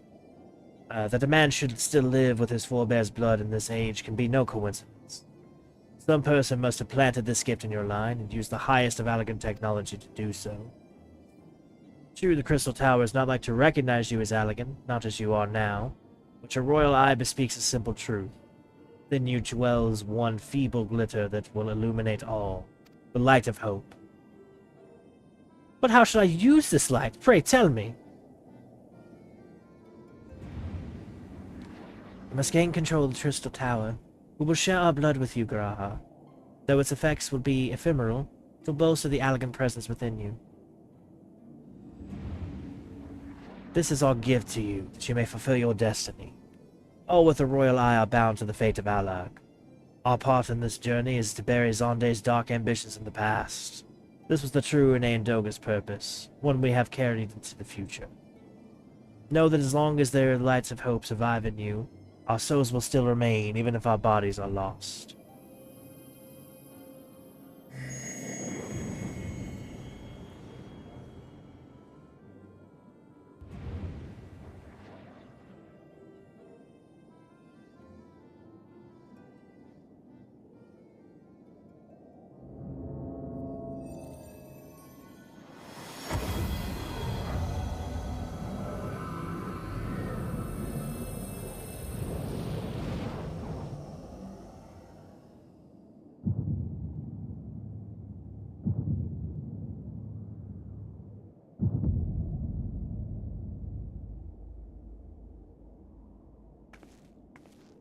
You must leave as well, Nero.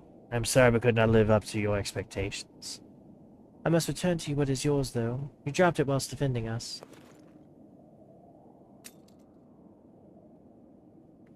What you seek by this instrument may not be possible, Nero. Do not give up. There are many other paths that await you. Of course they do. Doga Une, I thank you. We shall never forget you. Now, Ursa, Nero, let us quit this place. You shall not escape me, impudent children of light!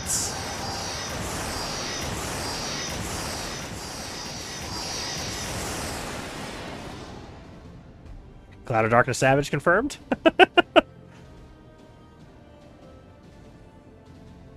No, you shall not escape us.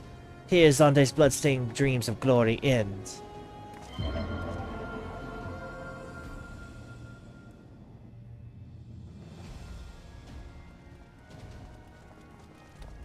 There's a glint of light.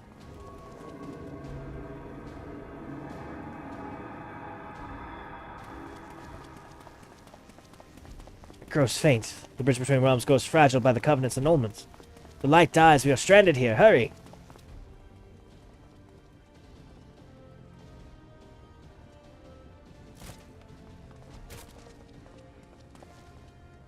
Nero! No, you must move! Leave me. I don't need you. If I die here, it'll be because I bloody well decided to. I failed to master darkness. I will not suffer watching a green boy master the tower. Do what you will with it, but remember me, son of Allag. I am Nero Tolskeva, the man who you'll yet undo Allag and Garland. That is what you hope to. May the Crystal Tower again be a beacon of hope for mankind. Go, damn you!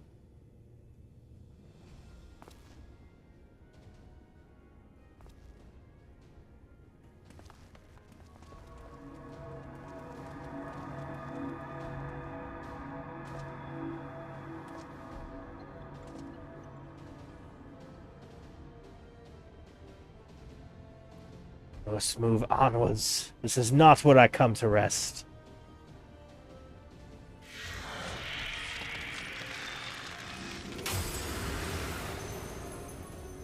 But how did... So those damn clothes did it after all.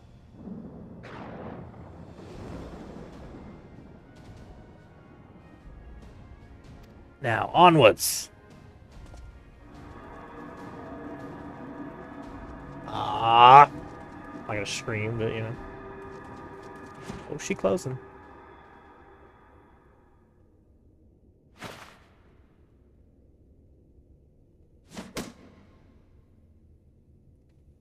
You owe me, Nero. The look! The hell is that, dude? Oh, the brotherly arm shake and the look. That's great.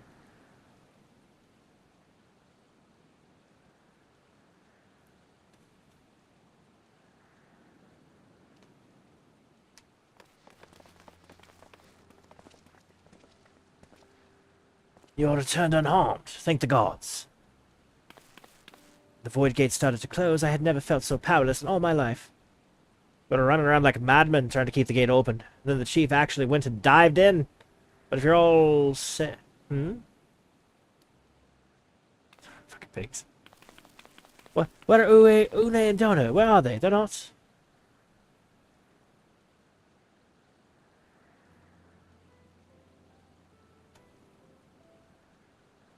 I see.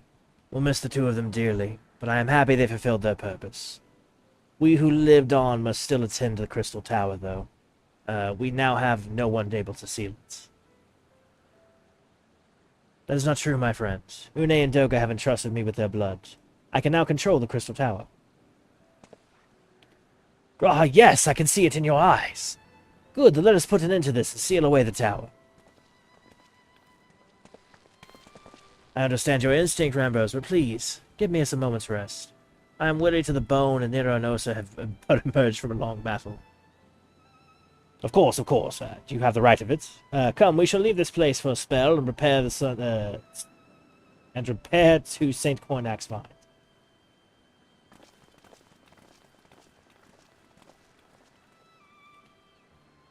No one but you could have succeeded in the world of darkness, Ursa. Would that I could have been more of use beyond the rift. As it stands, I was but a vessel for Doga and Yune's blood. Have I remembered what I wished to? Yes, something has come back to me. Gaining royal blood and witnessing true bravery has reminded me of my forebear's dearest wish. But we need not speak of these things now. It was not my place to keep you.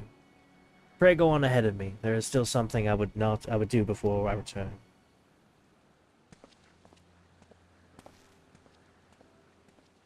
I could not have asked for a better comrade. If only I could have been part of your adventures for longer, Ursa. Alas, fate dictates I have a different role to play. A wish hidden for millennia, brought to light by the good people of Noah.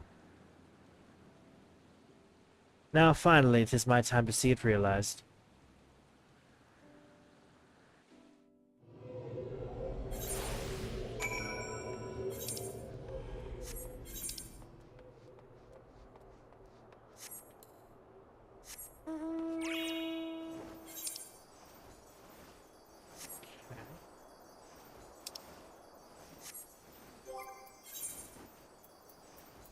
Got pretty lucky across the board here with our stuff, I will say. Oh, that's a hat and a half right there. Look at that hat. Oh, hell yeah. Wear the hell out of this hat.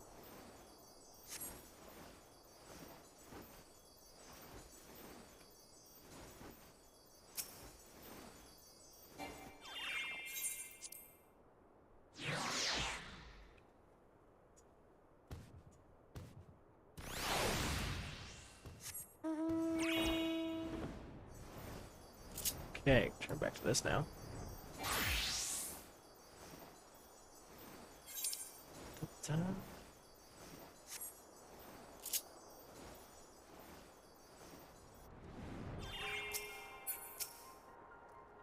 Cannot express how glad I am you returned safely, Ursa, and with the means to dispel the Crystal Tower for good. Rest, if you will, and then let us free ourselves of the spectre of the Alligans. I trust you have rested, my friend. Good, I wish to seal the tower now. There is something we must do first. Let me summon the others, and I hear full well what happened beyond the rift.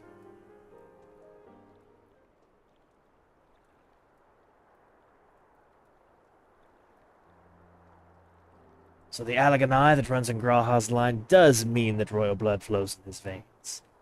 I suppose it is not so odd to think his forebears gained it via ancient technology. But who imbued his family with the blood? For what purpose? Mayhap all this was fate, from discovering the tower to Graha gaining Une and Doga's blood. Has Graha said anything? For that matter, where is Graha? And what of Nero? Not sure about a resident historian, but Nero left the tower with me. Where he's vanished since, I cannot say. But knowing him as I do, I don't believe he'll scheme against us for the time being, though he is still Nero.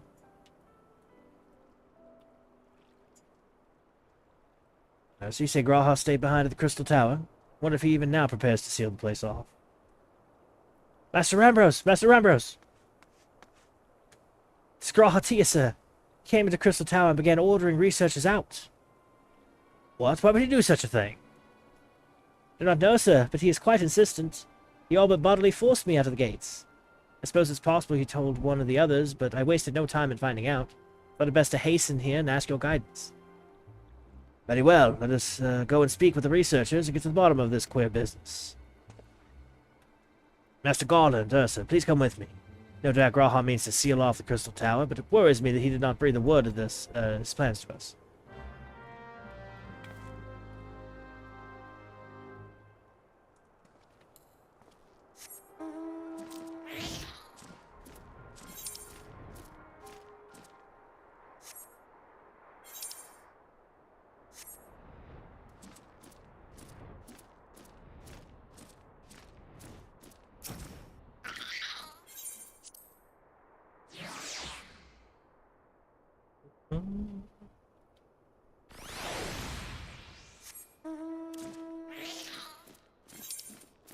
I love how you can't fly. You can mount, but you can't fly. Pretty unusual. So I keep trying to fly, and then I'm just like, nope, can't do that. Used to be like this in all of ARR, funnily enough. Couldn't fly at all. Didn't do hops, that was it.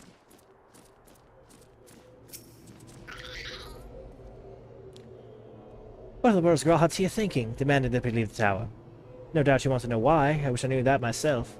Of course, he would tell me nothing, but he will be honest with you, sir. I'm certain of it. It's because we're buds. He likes me. Go no further, my friends. The doors will be closed ere long.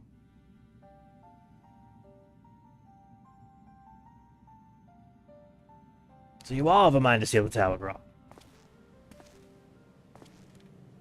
I know time is of the essence, but all I ask is a hint of your plan, please. Come here so we can discuss this.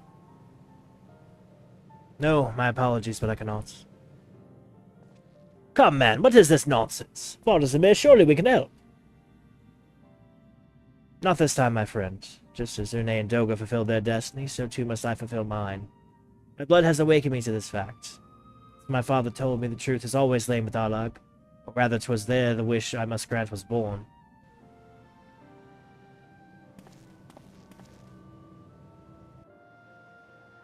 See, not all the world perished in Zonde's calamity. Survivors stood amidst the ruins of Alag, looking to the Crystal Tower, but it was nowhere to be seen. Yet they hoped its spires would again dominate the land, and prayed that the Crystal Tower would be a beacon of hope to people everywhere. Word of this soon reached the only member of Alag's royalty to outlive the Empire, the Princess Selena. Selena was moved by the people's dearest wish. She used the very best of Alag's technology to give her blood and memories to he whom she trusted most. That man was my forebear. For millennia we waited. Alag's art and ingenuity faded, our royal blood grew thin. But before the last drop could vanish from the realm, the memory of all this returned to me. And now I must fulfill the wish of the ancients. The tower will shine forth as a new beacon of hope. Graha, the Crystal Tower's strength poses too great a threat to Eorzea now. We would need technology as advanced as Alag's to use it correctly. As things stand, we barely understand the tower's workings. Hells, we may never fully comprehend them. Just as you say, Sid. We could wait for someone someday to reach the same heights as Alag, but by then we will have lost the royal blood and the means to control the tower. But what if I do as Aemon did, put the tower into a deep sleep? What you cannot mean that... I am deadly serious, Sid. The tower may only be used once men rival the Allegans in knowledge. I will slumber within Syracuse Tower until then, to greet those with the means to open the gates. Then I will guide them, and thus will the tower shine forth as the beacon of hope it means to be. It is the only way to make wishes of the ancients come true.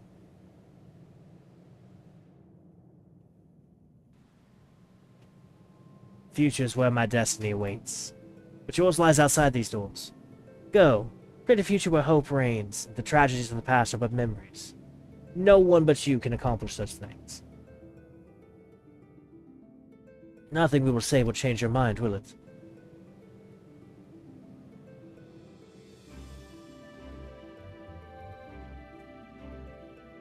Onwards to a brighter future. It won't be easy, of course, but that's exactly why I will do it. We'll catch up with Arlog, just you wait. We'll cover all the lost ground before you even know it. Well said, Wedge. It'll only be a few years before we become a knockin' Graha. Then you're in for a rude awakening. No truer words, Biggs. You have no idea. You shall be witness to Noah's accomplishments. Pray keep alive our success, and forgive us our failures. May we meet again, my friend. 12 keep you till then, Rambros. I look forward to learning of your exploits, and you, Ursa. I know history will remember you. No doubt your heroism will be the star by which I chart my course when I awake.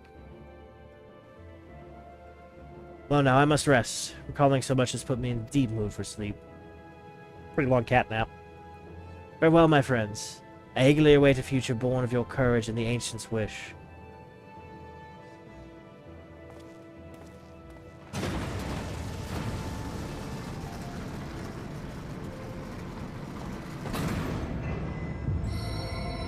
I will say that is an immense sacrifice right there.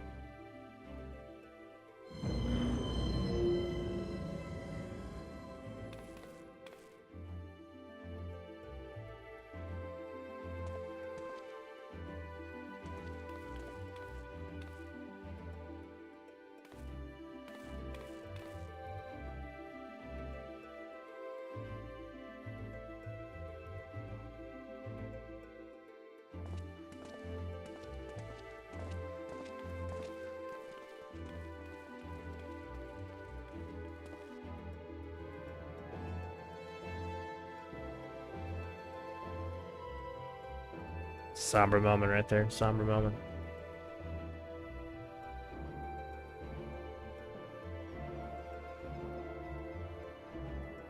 God damn, I'm getting emotional over this. I can't even fucking fathom what's gonna happen in 2.55.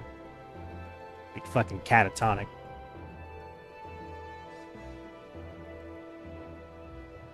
Crystal Tower slumbers again, then. It's too quiet for my taste.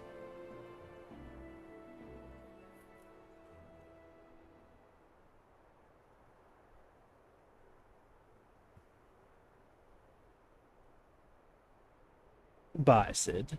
Must put all this to, at my back. Possibility beckons, and I am bound to follow.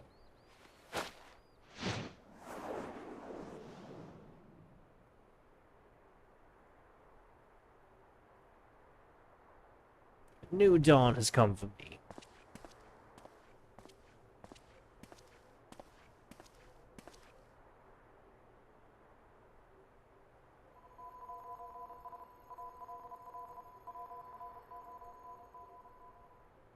Shit.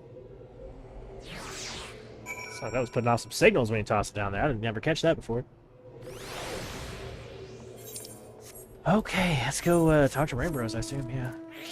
Rambros. This ended up being a lot longer than I was anticipating, but man, it was an amazing cutscene. Amazing, amazing cutscene. Glad we got that done. So a Crystal Tower done. Now, tomorrow, we'll just continue on. We'll probably try to do all of 2.2. And then if possible, I'd like to do a patch cycle a day till we get done with ARR. We will probably take a hiatus before we go on to Heaven's Word. I could use the extra time to honestly get some editing done.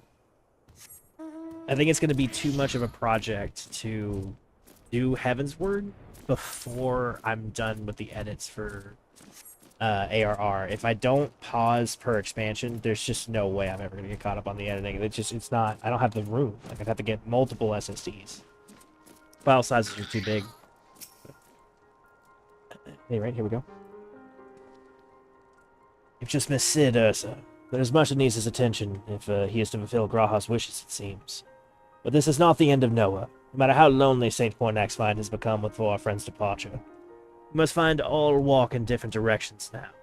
Remember that we labor for a brighter future, lit by Graha's beacon. Sealing the Crystal Tower was but the first step. Farewell, my friends. May our paths cross again.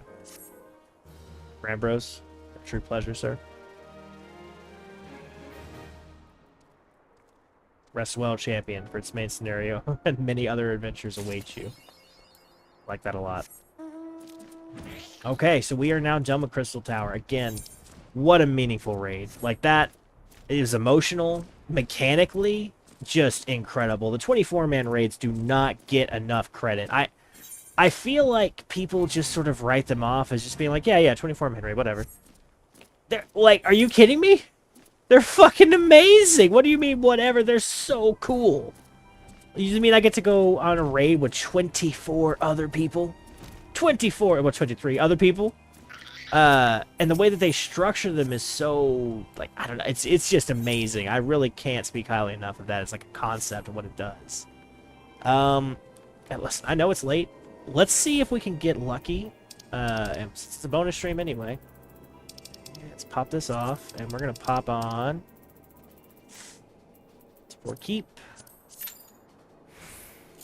Yeah, that's gonna be too long. We'll try it one more time as a healer. If that doesn't pop fairly nearly instantly, we will call it for the day because, yeah. How many quests is this? 17? This is 13 additional. That should be fine. Yeah, try it again. So I'll totally, yeah, I'll just gray out all these. That'll be alright. Of course, we will not be doing any of these without the stream, so next bonus stream, we'll go finish up some of these bonus dungeons. Honestly, we have a lot to do next bonus stream. We have the bonus dungeons. We have the Paladin, the Monk, unlocking Scholar, unlocking Warrior, and unlocking Ninja. We have still all of the... So there's a lot to do, even outside of, like, the ARR storyline. We still have a lot of bonus stream content we can do while I'm editing up the story.